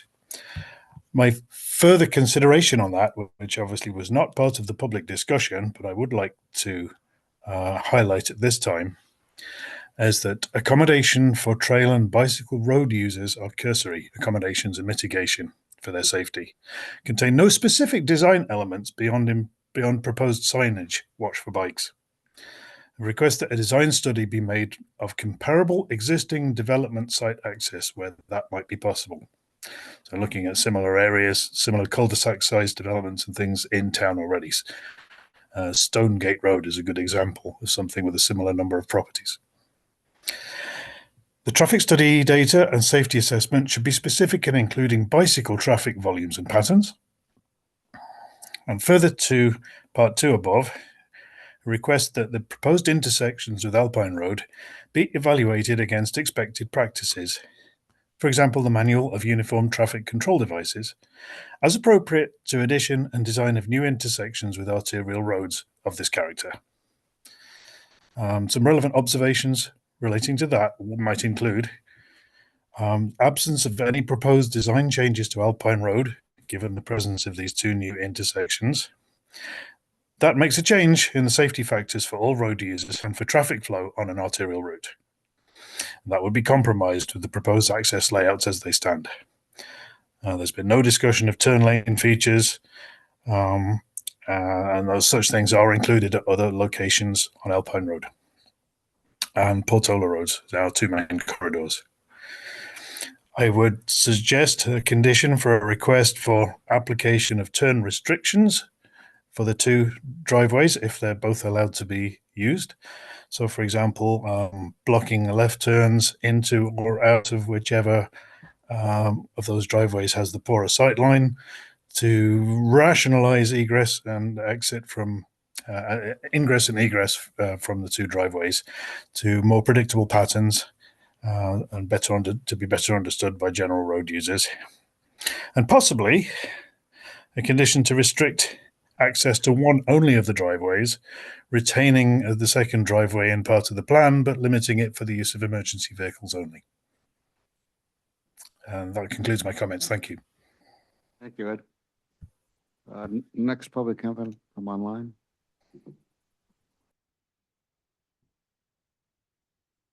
There are no other online comments in queue.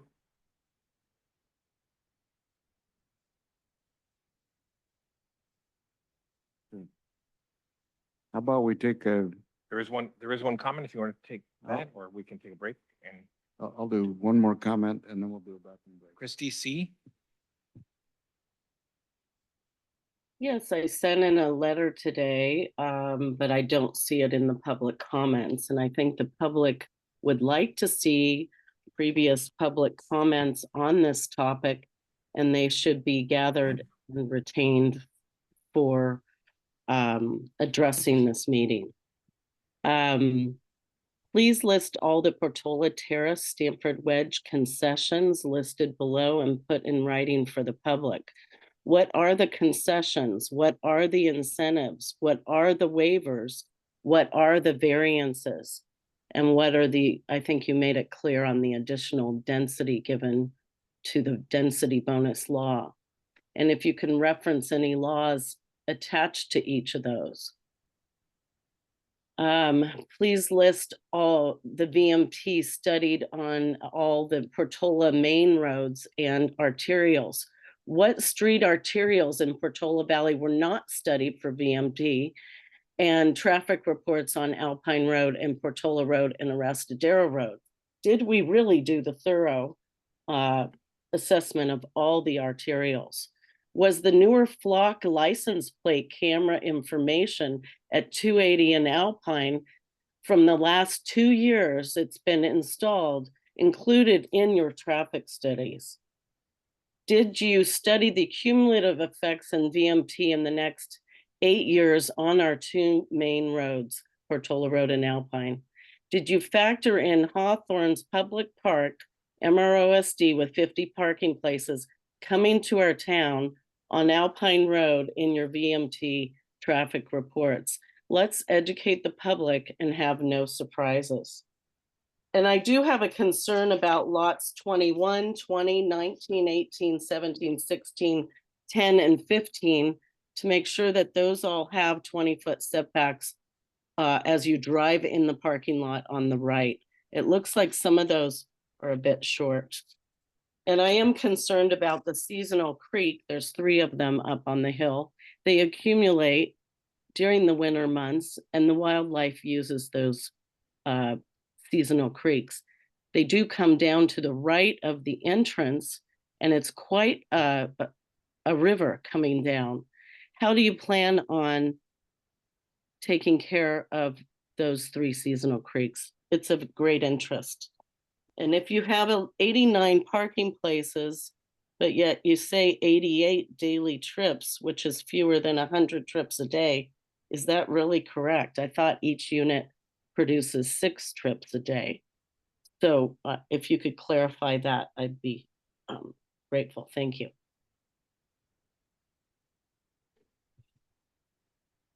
Terrence, could you help us with that question, those questions? Yes, although we could address them after the bathroom break if you prefer. Yes, after the bathroom break. Thank you for reminding me. We'll take 10 minutes. So we'll reconvene at 8:35.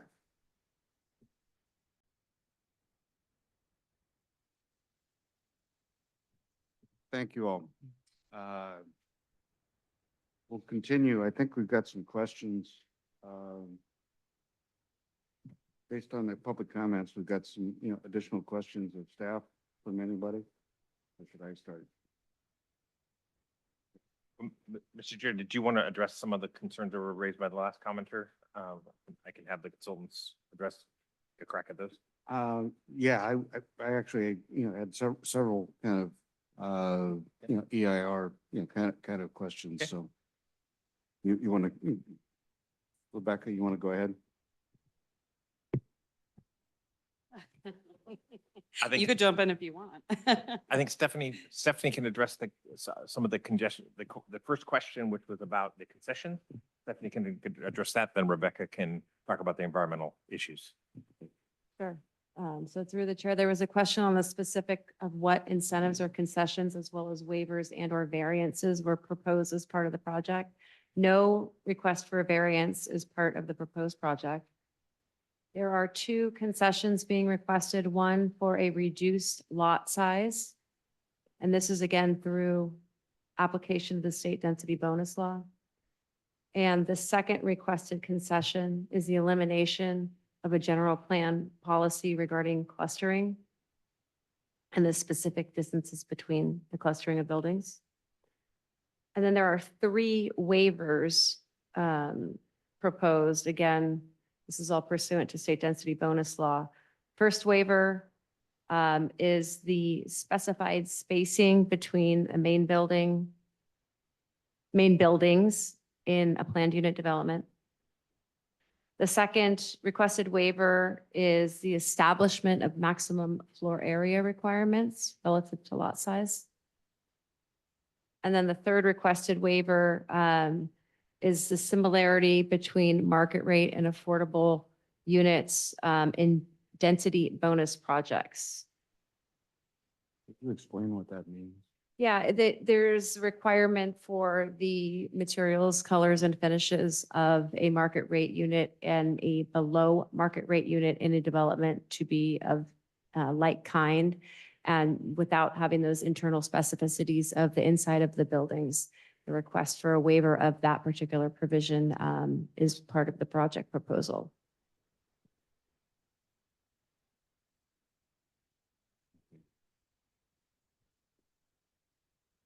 And so, no incentives? We're using the term incentive and concession simultaneously. So the 2 concessions / incentives were what I previously mentioned, which was the reduction in lot size and the elimination of a general plan policy. Correct, just for this project, through the application of the state density bonus law. Thank you. And I think then Terrence, you were going to talk about, some of the traffic issues. Rebecca is? Yeah, I'm going to jump in on that. So with regard to traffic, there were some changes in the law of CEQA before this project was started, which removed congestion or traffic from CEQA analysis and moved it instead to VMT, which is vehicle miles traveled, so more like the amount of traffic rather than the particulars of congestion. So that's not included in the main document of the EIR. However, it was included as an informational item in Appendix I of the draft EIR, because of course, everyone still cares about that, whether we can cover it under the law of CEQA or not. That used counts from pre-COVID, so it was 2019 counts. It looked at this project in addition to the cumulative development in the area as well as the existing conditions. It found that the intersection of the proposed private road and Alpine Road would work according to all existing safety and traffic regulations. Sight distance would be okay, turning would be able to be performed safely. There wouldn't be a lot of backup from the turns. So that's what the transportation study in Appendix I showed.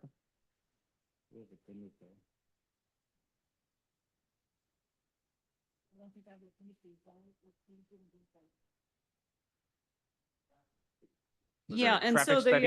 the appendices? Appendix I of draft EIR. Some of this is in the EIR. So when it talks about site access and circulation, that was analyzed under impact trans 4 in the draft EIR, because once it comes into the area of safety, then we can look at it in the main document again. And so page 16-9 is where that starts. And we do talk about the project intersection operations on page 16-10.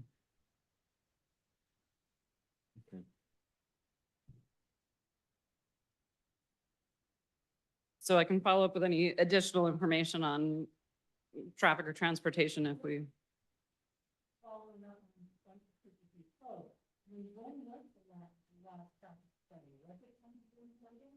And are there any implications to be developed of what's going to happen at property?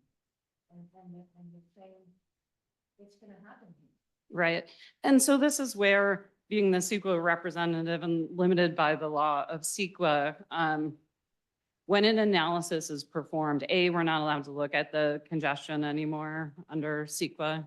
But then B, because CEQA doesn't allow for a never-ending process, it sets your baseline conditions at when you start the analysis. So when new projects are proposed down the road, years later, they have to look at their impact with respect to you. You don't have to just keep redoing your own analysis. So we haven't looked at that specifically. I would say that this project, Alpine Road's a pretty big road. It holds a lot of traffic. This project would have less than 30 trips during any given peak hour. So we're talking about relatively drop in the bucket when it comes to Alpine Road. Sorry, but you did say that the traffic counts were taken in pre-COVID. Pre-COVID. Yeah. So another issue that was brought up was the ephemeral streams. We are aware, so the seasonal streams on the site, we were aware of those in the draft EIR and they were taken into consideration whenever relevant. So biological analysis considered those ephemeral streams. The development is proposed to avoid them entirely. So they're not within the residential development area. They don't cross the proposed fire road. They don't cross the trails. So those avoid them. And then when we looked at the wildfire modeling, we considered the fact that less vegetation management would occur in the ephemeral streams because there's biological protections in those areas. All over the bottom of the site, and it's already on the street for this year. It's going to black after we done so fast into the peak forward and into the forwarding. And, we're talking about this for years. We've asked about the particular and building. And it's, but it's already done the street today. That's going to be a huge issue down the line. It's going to cover the site. I mean, so I'm not the biologist, nor am I the applicant, but Detrichia is an invasive or a invasive species. So the draft EIR did include measures to manage and prevent spread of invasive species in plants. No, this would be during development. Yeah. So I'm only here for the CEQA. Yeah, I hear you. Okay. Okay, you've got no more public comment. I think it's time for us, to, discuss, what our findings are. And I think, we have some specific findings that we have to make. Terrence, Yes, you do. you direct us to the page. Stephanie can put them up on the screen for you. Oh, they're in a different format than they are on the staff report. So the staff report, The staff report has the findings for each requested entitlement followed by a staff basis of argument.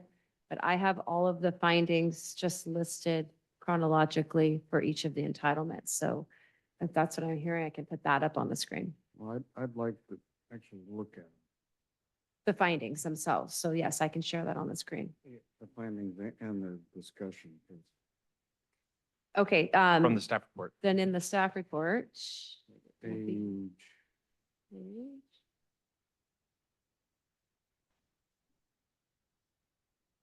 It begins on page well, what's on page? 21 of the staff report, begins under staff analysis. There's another set of findings on page 37. Yes. So page 21 begins the discussion of findings specific to the conditional use permit and planned unit development. And there are a total of 7 CUP findings, if we wanted to begin the conversation there. Then it follows, there's a series of planned unit development requirements. Does the ASCC, Terrence, make the CUP findings, or is that the planning commission and town council? The, the ASCC makes recommendations on those findings, yes. You don't make findings on the tentative map. Okay. So it starts on page 24. Proposed use or facility is properly located in relation to the community as a whole and to the land uses and transportation and services facilities in the vicinity.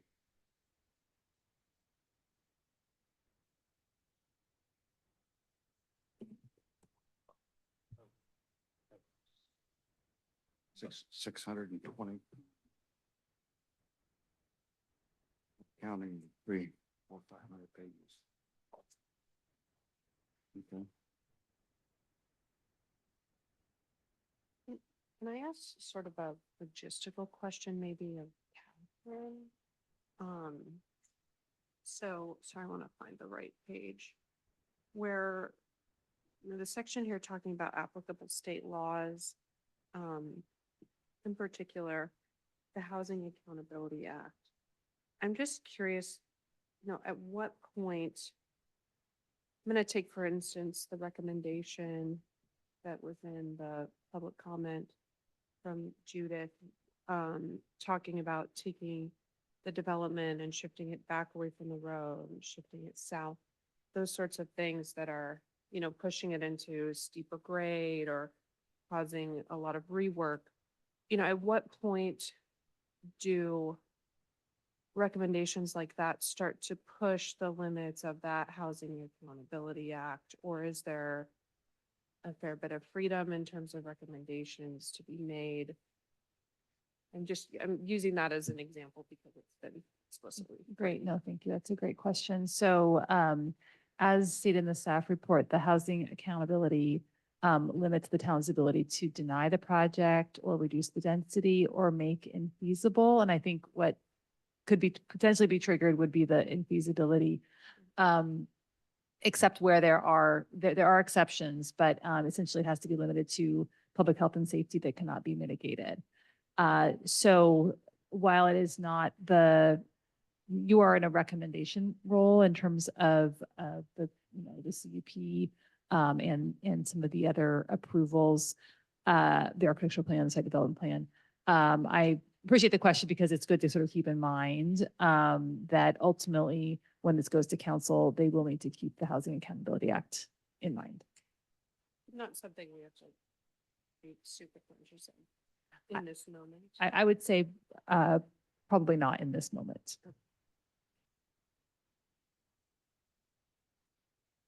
Okay. So from a procedural standpoint, I was intending to, go through these. And unless you all have read them enough, to say that you can make the 7 findings. Are we going to do that before discussion or where does discussion come into Well, I was this gonna process? intermix discussion or, not. Why don't I open the discussion right now?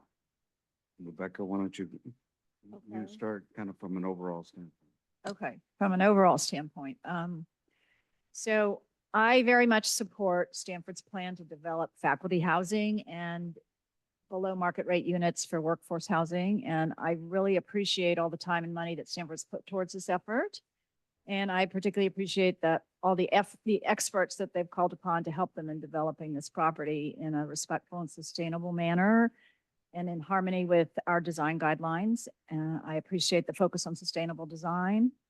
I think there's been a tremendous amount of effort put into this project. And I do look forward to welcoming new residents, to our town. And I know they will add tremendous value to our community, help reinvigorate our schools, and I hope our volunteer committees. And I did have a chance, as I said, to walk the site today. It's certainly a beautiful site. And I do fully support Stanford's plan to limit the development to the portion that is already developed, the part of the site that's already been disturbed with grading, planting, and building decades ago. And that's certainly the right decision to make. I do have some concerns about the project, and I've certainly spent a lot of time reading, 1,600 pages of documents. So the one thing that hasn't been spoken to at all today is really, well, it's mentioned, but we haven't really talked about it, is the fire road. That road is critical for Stanford to be able to meet its obligations to its property and to the town in terms of making the property fire safe, particularly for the residents living on the ridges above the property. And on the plans, there's two different versions shown for that road, and I'm going to assume it's the straight one as opposed to the one that has that little crook in the road. So my grave concerns are about the fact that it's going to involve 4,051 cubic yards of imported fill. And we really have no idea what type of dirt, where it's coming from, what weed seeds and invasive species or toxins might be in that dirt. And furthermore, the damage to Alpine Road of what I figure is probably 100 heavy trucks of dirt, the dust and disruption the trucks will cause, to me is a very, very serious concern. So I'm wondering if the route can be somewhat altered to make it more sinuous or serpentine to avoid having to have so much fill. And then, will that cut look like a scar in the landscape visible from afar? I do appreciate that Stanford has made a tremendous effort in the residential area of the project to balance the cut and fill so that it would only be a smaller amount of excess cut of only 157 cubic yards. However, the reality is that the project should be considered as a whole between the residential area and the fire road. Because the residential area really can't exist without that fire road, without making that site fire safe or more fire safe. And for that reason, I want to move to my second concern. And my second concern is the actual layout of the residential section. And I feel like the desire to make that cut and fill balance only for the residential area has caused unnecessary and undesirable consequences. And so my recommendation, as the recommendation of many other committees and people, is actually to move the complex 25 to 50 feet to the south and at least 25 feet to the west. And that will definitely involve more grading.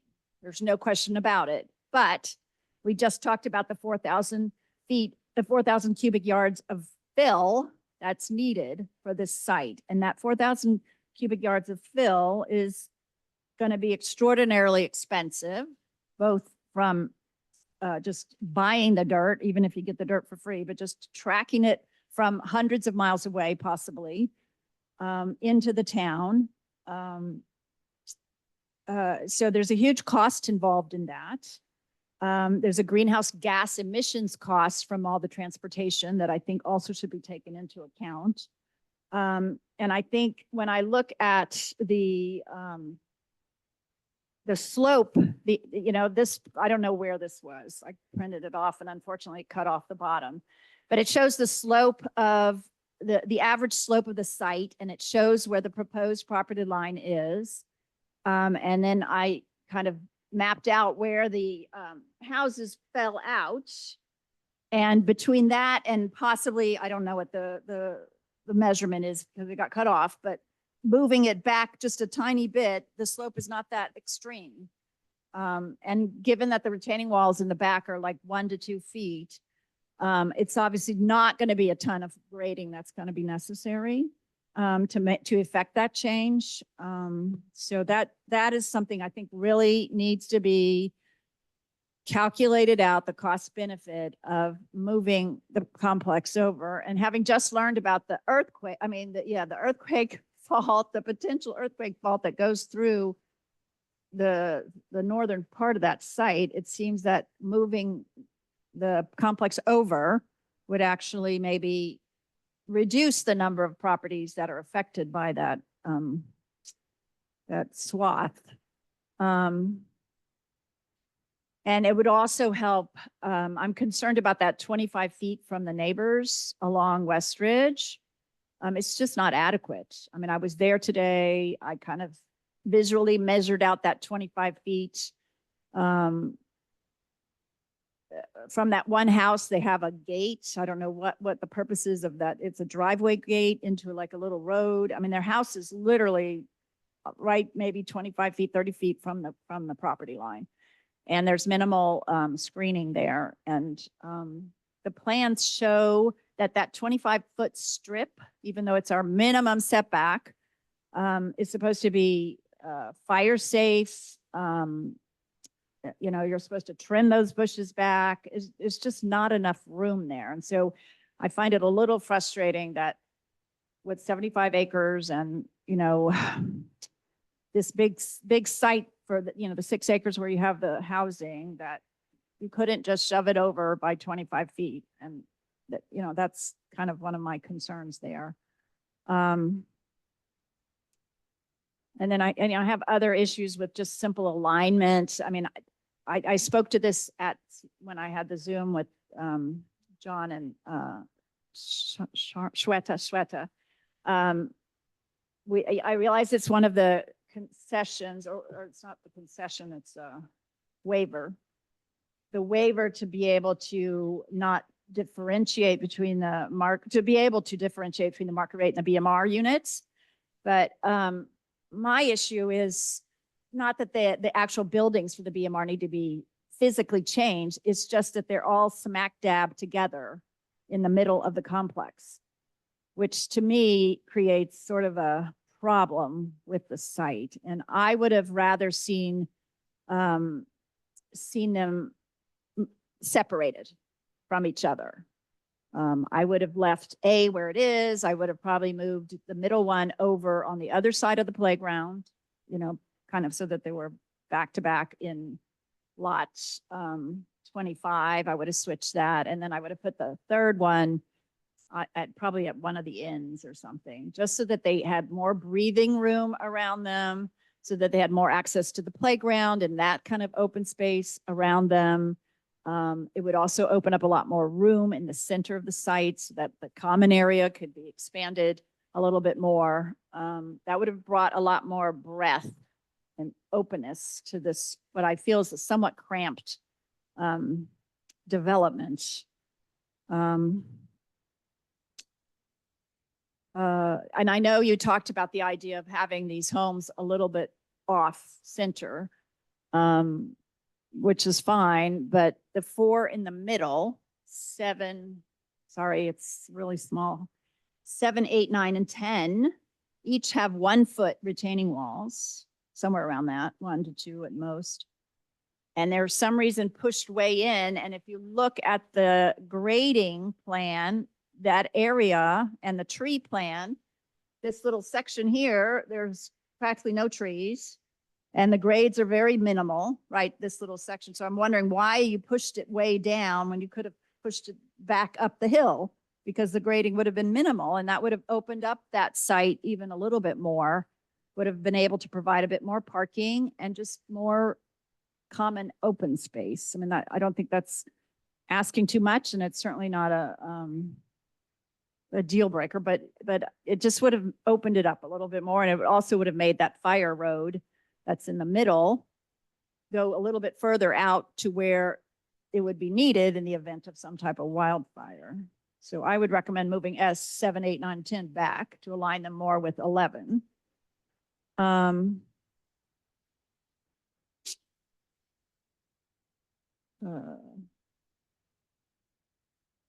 and then back on the fire road.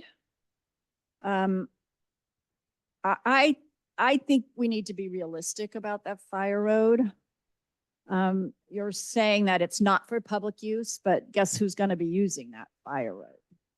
The public.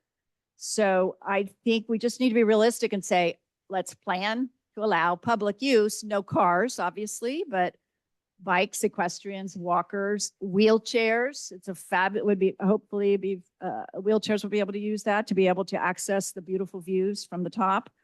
So I think I would want as a condition of approval that that be be available for the public. And then in an ideal situation, there would actually be a trail that linked between the top of that or somewhere along that fire road down to the loop trail that you've designed. Let's see. Parking, people have mentioned this. To me, it seems inadequate.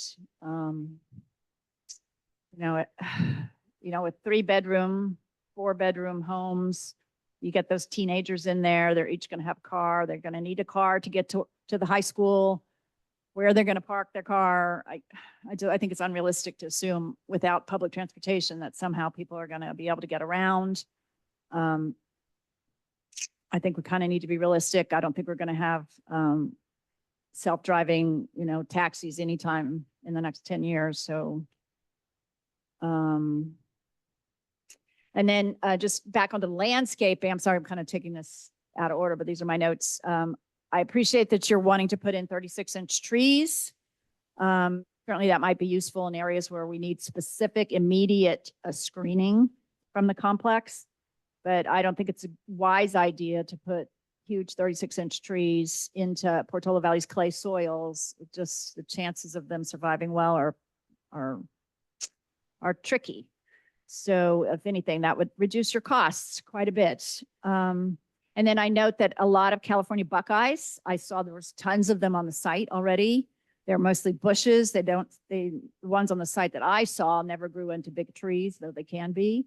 So I noticed that there's a ton of these buckeyes run around into the middle of the complex.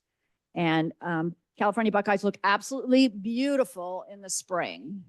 However, as soon as they stop getting water, they look like a dead tree. So most of the summer and pretty much all the winter, obviously, they look literally like a totally dead tree. So I would hesitate to put those in the middle of the complex. In addition, their fruit, their seed pods are toxic. So anything near a playground, I would not have something with a really cool looking seed pod that children might decide to grab onto. And then we already talked about the fire risk of having big trees that might overhang potential houses. That was already an issue. And then I guess my final question is sort of a process one. When I went back through reading the comments from 2019 and 2020, a lot of these exact same questions came up. And a lot of these same suggestions came up, particularly one about moving the complex over a bit. I'm just wondering why Sanford chose not to why you chose to kind of ignore all the community feedback about the project. Seems in the past 4 years, maybe some attempt could have been made to explore different options as well as explore the cost of 4,000 cubic yards of dirt.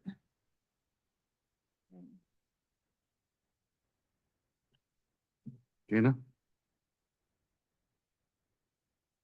Do I really have to follow Rebecca on that one? No, we can have Dana follow.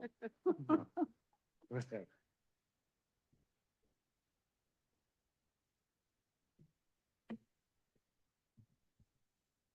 Thank you.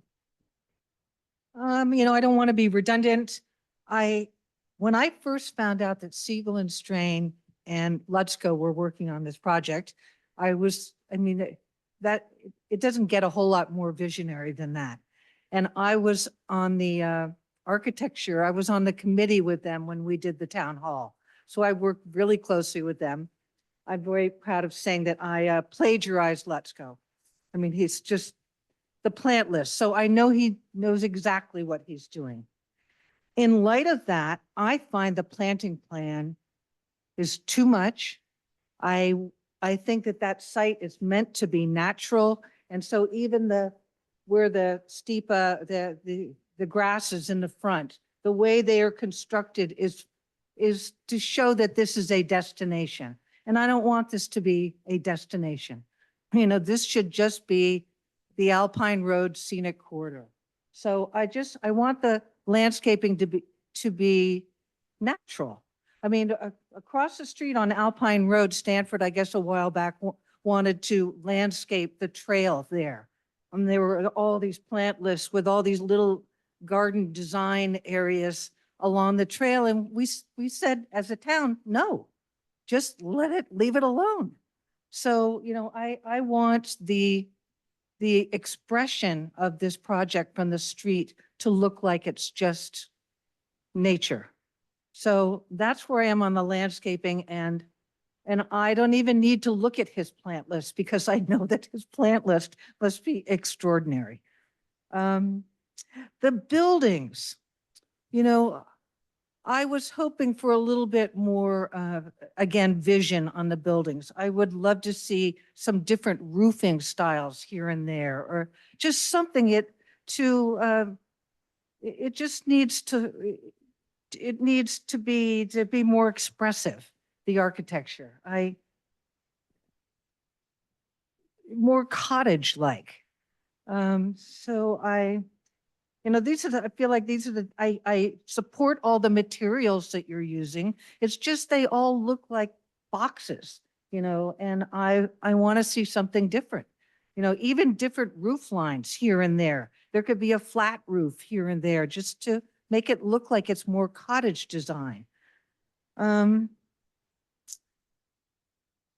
know, those are kind of more my things that are specific to the project, to what ASCC usually comments on. We looked at lighting, we looked at all this other stuff. And like I said, I don't want to be redundant, and I may jump back in as others are talking, but too much landscaping, and I wish there was more variety in the buildings. I'll let you take it from there. Yeah, I think some of my comments have already been said, so I'll try to be quick so I'm not too redundant. But I agree with Dan and Rebecca that it is, you know, generally a nice project, and there's been a lot of consideration made to Portola Valley and the architecture and the style. I do agree with Dan a bit on the architecture side that it does feel really homogeneous, and maybe could benefit from a little bit more variety. And, you know, even in there, living there, just picking out your house among many, you know, having it look a little bit different and giving the whole area maybe a little bit more character. And also with, you know, the landscape at the front, it does feel very, you know, these really defined edges that seem and not so much in keeping with what's typically done and recommended in the area. And I think, you know, with the neighbor setback along Westridge, I don't know, you know, exactly what that setback should be, but it does feel a little tight, especially if that is, you know, a corridor where people might be walking and wildlife are using it, et cetera. Where it feels like that could grow. I think those are sort of my main. Yeah, those are my main comments. And I would support moving the project also. And mostly so the trails could bring their trail down from the other two trails down to onto Alpine Road that they want to do. Thank you. Anything else, Gina? Okay. I've been watching this, from the sidelines for years. 'Cause I've only been back on the ASCs, since the beginning of this year. I like the design. I think it's, a good way to use this property that is, predominantly steep. I think the overall site planning, is appropriate, if we can make sure, from a geologic standpoint, it's safe. I appreciate the permanent protection, of the 64 acres. I think it's just exquisite that we'll be able to get that. I appreciate the road, to get onto that area of the property so you can stage and take care of it. And the current level of, fuel management, I think is really making a big difference in the safety, of the area, and, appreciate that. I think we have to be thankful for what Stanford's doing, on this project. Because I think most of what we've talked about so far with the ASCC are kind of nits. They're not intended to be, big deal. I do support, shifting, the development, so that we can get more space, for the Canyon Trail, and I think it is truly important that the Canyon Trail, be, connected all the way, to Alpine Road, as it historically has been. I know it hasn't been for a while, but historically it was there. And it's on the general plan. So I'm not sure how it ever got dropped off. Some of the nits, that I support, finding a way to solve for, is for, the events, overflow parking, because I think, Thanksgiving and Christmas is going to be, a real jumbled up mess, when everybody comes to visit everybody. So, some way of planning, how, the overflow parking is going to work. Because I don't think it's a question of, if, I just when, because I do believe it's going to happen. I support, making the landscaping more, less formal. And I also think that, some level of truly understanding what the impacts, of, the current, or the new fire ordinance, is going to have on the landscape plan. Because I think that they will actually work together. One part of the design that I really don't like at all, is the double retaining walls, on the fill, to support, the BMR units. I think that, potentially some level of, stepping in those buildings, or, considering, some level of, fill into that area. Maybe with the shift of the building, there could be more space, available, so that you don't end up with, 7 foot of retaining walls, on the Alpine Road face of that. Because I think that's the one area in the landscape and the site plan and design that, really is kind of incongruent, with the way it's been described. Because I think the bulk of the, bulk of the property really, bulk of the design has really, come together very nicely.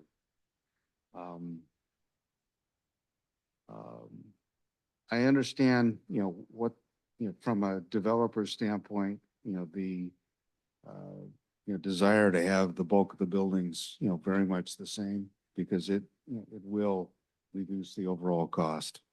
And some of the, the variety comments I support. At the same time, I really get it from a, developer standpoint that, you're trying to, this is really staff housing, it's going to be nice, and the below market rate housing is going to be nicer than probably, any other below market rate housing, anywhere around here. But I think that's good. So with the trail change, the the shift, are the only real material changes that I'm, suggesting. And somehow, resolving, how to support, the BMRs without, 7-foot wall or the 3.5 foot high walls, is really the changes that I would want to see sometime.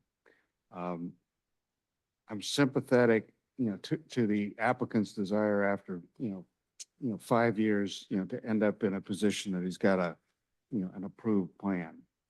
And I'm also sympathetic, to, the desire to understand more precisely, what we're getting, with the approval. So I think that, looking at some of these things as, conditions, for, to come back, as a level of resolution, as the final documents come together, because there is, kind of a chicken and egg thing, that, the developer has to get around. Do I have a project? Do I keep investing, or, do I, do something else? And I'd like, this project to be approved, with, essentially a set of conditions that, allow, them the courage, to keep going. Because I think there's, the geotechnical issues that need to be resolved. There's some landscape, maybe some site design, issues that, would need to, continue to be resolved. But I think the big picture, of, the 29, the 27 houses, and the 12 BMRs, to me is something we want to make sure that we give direction tonight, to the planning commission that it should be approved. The only other element that I'm, quite concerned about, and I'm aghast that because I really, had hopes that the EIR would actually come back with, some traffic recommendations, because I do think that on a 40-mile-an-hour country road, 39 new homes, is going to have an impact, on the safety, in front of this. I may just be naive, or I might be reacting to the one time, the only major accident I've had in Portola Valley was right in front of this property when somebody was, waiting to turn left, to get into it. And I got hit by somebody doing 55 miles an hour, in the back of me, and twisted my truck into a pretzel. So I continue to be concerned. I mentioned it before, because one of the other things going on in town is concerns, about, evacuation routes and the ability, even with the current number of people in town, to get people evacuated in a rational amount of time. And widening Alpine Road in some way, whether it's, with wider shoulders, or with, real turning lane, would give the ability, to actually double the number of people that could get out, during, evacuation. So I want to make sure that, that the applicant and his team, understand that from this commissioner's standpoint, you've done a great job. And we really do want to approve it tonight. Recommend approval, because we can't approve it.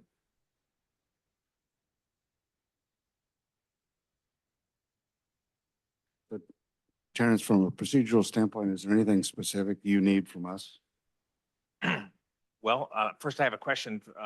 Do you want to give Stanford's representative a chance to address any of their response to the sort of proposed conditions that you laid out? Or would you rather just proceed to a motion that includes conditions? I could be flip and just say I want him to say yes, but I'd love John to actually, comment.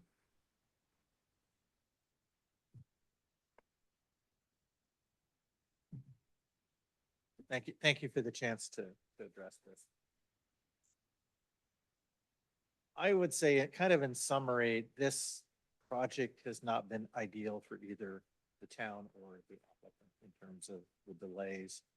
I know a lot of the committee work was done and a lot of the comments that were provided were done prior to the EIR. The EIR really should be the informational document that should have guided a lot of these questions. So we have been resistant to agreeing to move the project over from the property line. We are at the minimum setback. I think everyone's acknowledged that. But I understand the definition of the word minimum. But at the same time, we are very apparent to the cost of this project and just even the cost of this project based on all the delays, let alone the entitlement cost. But that's our problem. That's not the town's problem. Mhm. So I understand the traffic concerns. I think that there are other things that the town could consider. I think to your point, a lot of the issues on Alpine Road is really the speed. And it's also the fact that there's not a whole lot of other interruptions. So once people get going on Alpine Road, the design, the speed of traffic is probably above the design speed. We did cite the 2 access points to make sure that we have adequate sight distance of people pulling in and out. But anything else is going to be primarily up to the city, the town to make those recommendations, not the applicant. The city, as Rebecca had said, the town was in charge of the environmental review, which included the traffic analysis. But by and large, I think we want to be very respectful to this community. And I think you've seen tonight in the information that you've reviewed, the discussion, how many choices we had to make to put this plan together. When we made decisions about the lot sizes and the type of homes and the input we got from faculty, all of those things came together into the project that we put forth for you tonight. And we take a lot of those comments to heart. I think we would entertain, for example, some sort of recommendation to bring the completed landscape plan back to this committee prior to or after the fire district reviews it. I think that would be very helpful because I think what we're hearing is very consistent to what we want to do. We want a very natural landscape plan. So that's something that we can easily agree to. So that's my thoughts at 9:25 tonight. The trail between the lots. The concern I have had, this is not my first rodeo, this is not my first project, and I have had other experiences where I have tried to place trails along the rears of existing homes. And this is not, this is a situation where you want to put a trail very close to the rears of some of these homes. Because of the fire concerns, we're not proposing solid wood fences for the rear fencing. So there is a privacy issue that we need to take into consideration. I think one of you had commented about the house that's very close to the site, and that's where we actually took away 2 lots from our application. We could have had 49, but we pulled those 2 back. So we were not putting those 2 units right in that one particular home's site. However, the other homes further above us up along Westridge, they're at a minimum of 350 feet from the property line, let alone where we are. So it became a decision point of saying, what's enough? Is 25 feet, is 50 enough? Does 50 turn to 100? Does 100 turn to 150? So we felt that what we were doing made the most overall sense in terms of trying to make the decisions of, and I think a lot of the comments you said tonight on grading, I appreciate because it really shows you are looking at the grading as well.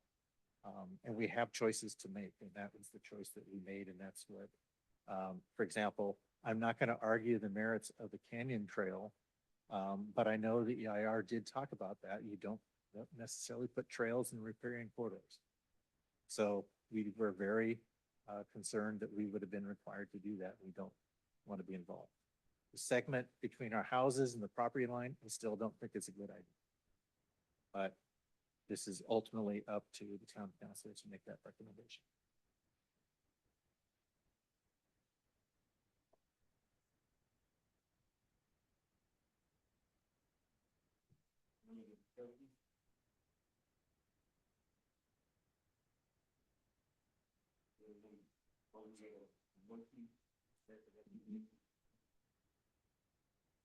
Do we need to go through this like point by point, the conditions of approval that are already, that you've drafted? You do not, you do not need to go through them point by point.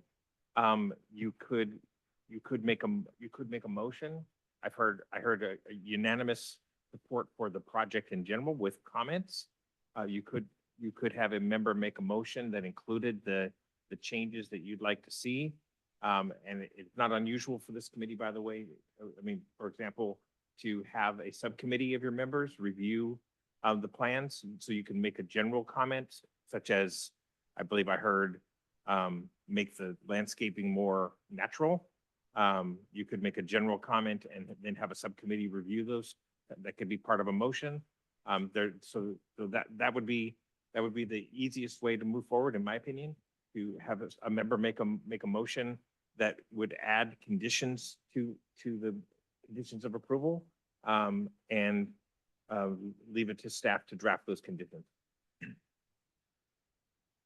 So could we make a condition that we recommend, or we condition that approval on the complex moving 25 feet or in both directions, or unless the applicant can,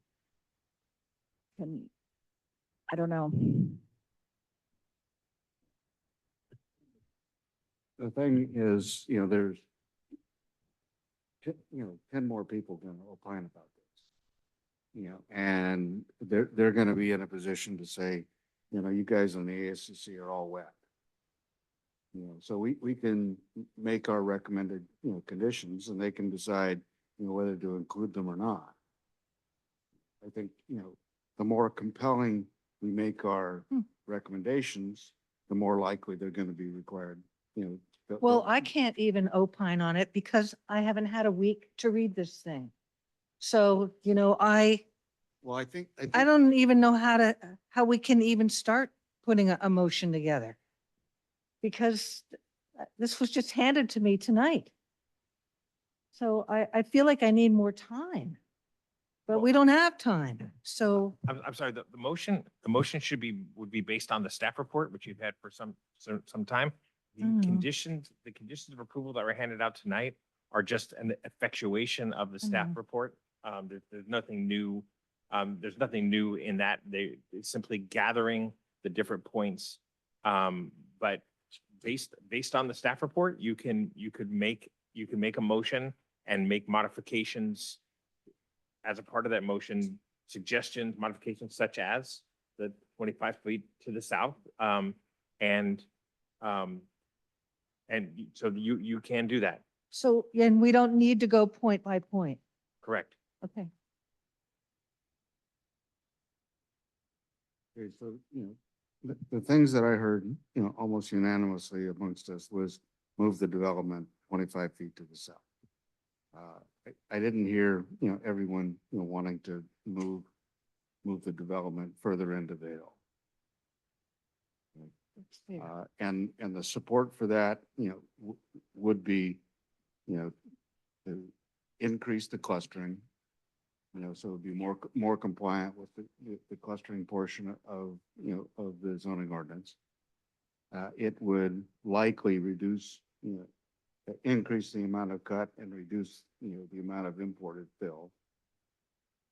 And it would provide, the space, to have the canyon trail, which is on the general plan. Right? Why would it increase clustering? Because it would move the cluster further away from the adjacent property line. Yeah, but the actual clustering is gonna move. It's not gonna make it tighter. No, but it would have less effect on the, on the neighboring property, Okay, yeah. which is, That's your which has definition, yeah, been a okay. strong tenet of the clustering portion of, of the PUD in the first place. I think there's unanimous consent, on, making the landscaping, less formal, and for that to come back, to the ASCC at some time, before it's all over. Yeah. I don't think it needs to come back to the whole committee though, personally. Okay. Okay. I talked about the double wall in front of, the BMR units. Excuse me, Chair, on the last point, I need to clarify, the return to a subcommittee of the ACC would be, or this ASCC itself would be after project approval. Right. Got it. Yeah, not between now and, and the town council would be before construction. Right. And that would be only if Stanford consents to that, if it's going to be the whole committee, because we couldn't require that hearing. That's fine. We'll make it a subcommittee. Okay. Do it with staff. Okay.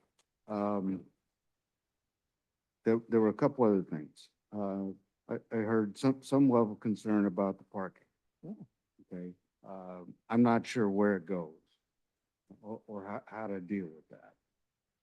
Whether it's in the fire management zone above the houses, through that little trail. I just don't know where it goes. Because almost everything else is pretty, is already subscribed, on the property. Well, near 21. Right here.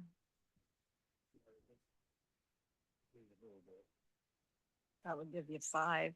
Yeah. If the BMR is moved over there, then you could extend it, I wasn't gonna suggest rearranging where the units were. I really was thinking slide it over. There's some we need to work with a couple trees in that, but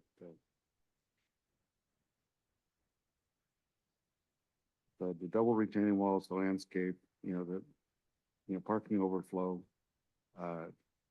Couple of you talked about more building variety. And then Rebecca, you talked about public access to the fire road. Others agreed with you and didn't say it, but I could see that, I'd love for it to be a walking trail, but I wouldn't want private vehicles going up no, there. absolutely not. No cars. The idea of a trail connection, off the cul-de-sac at the top. I was just gonna add, I think also with I don't know how you feel, Janet, with the architecture variability. I mean, I don't know that it needs to be No. in a I mean, and condition. and You guys some didn't sort of comment form on of it and I, I, understanding of the reasoning behind it and around cost. yeah, most of that's internal to the site. So I didn't have a big, any So- big problem with that. garage doors could be different. I mean, there could be a shed roof here or there, things that don't cost that much.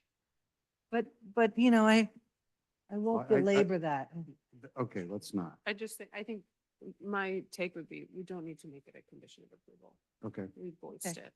okay. It's fine. But condition of approval for the landscape to be less formal. Mhm. How do we want to deal with, overflow parking, or we just want it to be their problem? Well, I know, but, Okay. Planning commission, okay. And then the double retaining walls? out. Okay.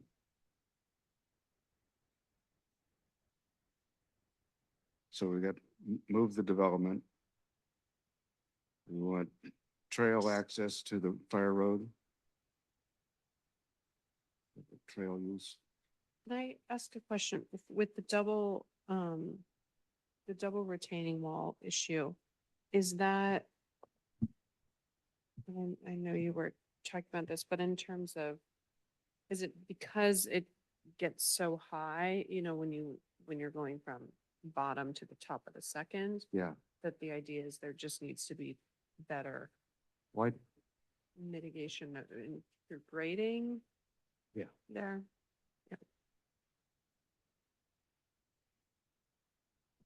Because I don't have an impression, I don't know, having, because obviously the story poles aren't there anymore. It's unclear to me where on the site those double walls actually fall, and if there's already a height from Well, Alpine Road at that point They're or behind, not. they're behind a clump of trees. Hmm. Yeah, here's this one. Let's see. Yeah, this is where the opening is, this is where there's a clump of trees. So it's mostly written. And that's why they're not grading, yeah, they're gonna run into the trees. So what advice do you have to mitigate that, to solve that problem? Well, I was thinking about lowering the building. Oh, the base of the buildings. The Okay, yeah. base of the building. Are they actually built on fill at that point? Yeah. Oh, okay. Because I couldn't really find Yeah, the fill, That's the where. fill page. That's where a lot of fill is, probably. Oh. So it's about 7 feet deep.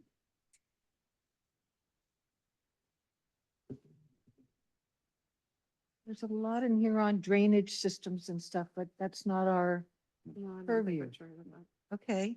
So, sorry, just going back to the retaining walls at the front. Would we want to make a recommendation that one is okay, but that there needs, and what is the max there, 4 feet? Something, and that they need to manage the grading better? Yeah, it's just not as, I mean, so much of the design is so sympathetic, to what's going on out there. Sure. That's a place that it didn't seem like that. No, I'm just asking just so that we're communicating clearly. Yeah. What exactly the issue is, and then what would be I always need somebody to make me clear. what sort of solution would be amenable to? Fill can go over on the road.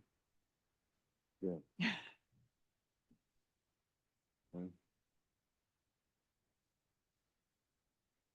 Yeah, I mean, I guess I wouldn't make it a condition about it's separating the VMR units, but if in the process of these changes it makes sense, then I would certainly encourage that to happen. Yeah, I just think that But- it'd be onerous right now to, to require, that, Right.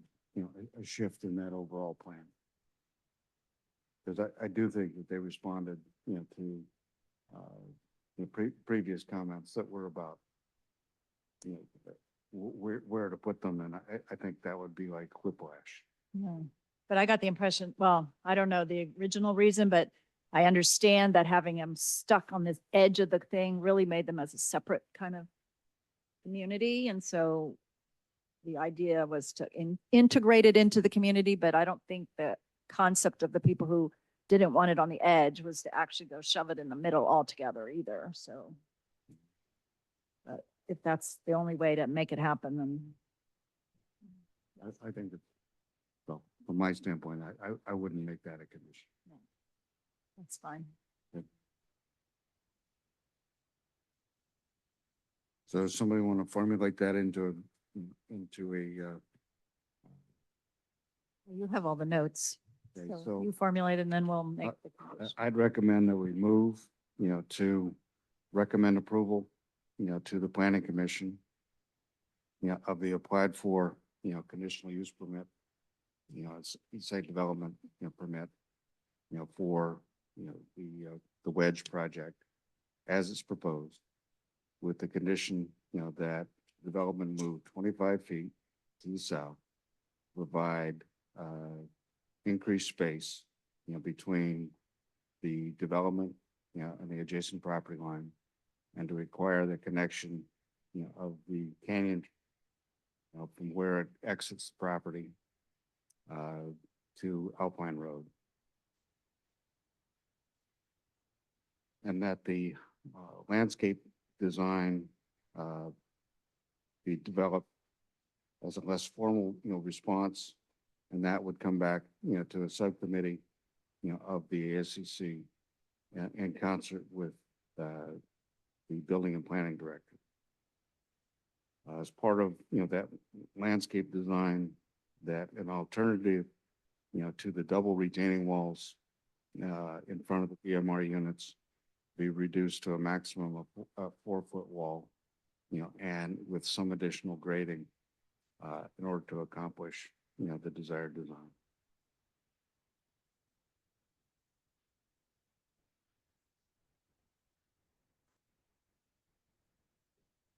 The fire road. Oh, additional condition would be that the fire road would have allowed public trail access, and that there'd be a trail connection, from the cul-de-sac, or some rational point, down to the other Loop trail. the other loop trails, trail on the property. And that an overflow parking area or parking areas, be planned for, and that would come back with the less formal landscape design. No? Well, I mean, we didn't get much chance, so I so move. is there a second? I'll second. Moving second, all in Point favor? point of order. Just to be clear, this is an appended to the recommendation in your staff report of approving the conditional use permit, establishing a planned unit development, architectural review and site development permit for the proposed Portola Terrace residential development to be presented by the planning commission in accordance with section 1872-100, 1844-04, and 1512-100, and 1864-030 of the Portola Valley Municipal Code. Correct. Is that correct? Thank you. With that correction, does your motion and your second still stand? Yes. Yes. So all in favor, say aye. Aye. Aye. Aye. All opposed, say nay. Motion passes 4-0.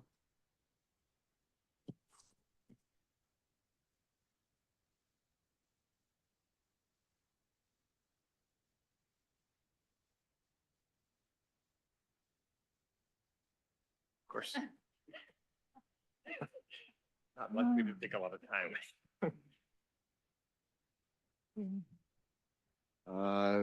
Next item is item 4, A, commission reports, and B, staff reports. We can, put that all together. Any commissioner reports? Okay. Staff reports, Terrence? The only staff report is that this item will be considered by the planning commission at a special meeting on the 18th of November. The previous item, sorry. Great. Did your subcommittee want to make a report about, the progress? Yeah. Westridge? Yeah, we can. I don't know what you said. Well, do you want me to read through what No. we sent or no? So, To- yeah, to- so. To me, it was just So a we just. status report. Yeah, so we reviewed the updated packet that was submitted by the applicant. And generally found that everything was in keeping with the recommendations and that they had adequate responses to that. Did they change the garage in some way? They did. Did they change the garage in some way? Yeah, they changed the footprint a bit. They changed the orientation. They changed the level. Oh, great. Thank you for The your, fencing was unclear. I mean, it was cleared for you, wasn't it? And then there were invasives all over the project Yeah, that had not been dealt with. So, but that's in our memo to them. Okay. And that'll go to the planning commission next week. and the fencing, they basically just eliminated a significant amount where it was going in and creating that little wildlife trap that we were concerned about, where they took out the fencing completely. There's a little bit of fencing up by the gate. Great. Yeah. thank Okay. you. Do we have any, we don't have any minutes? Okay. Let's see, 9:45, we're done. Adjourned.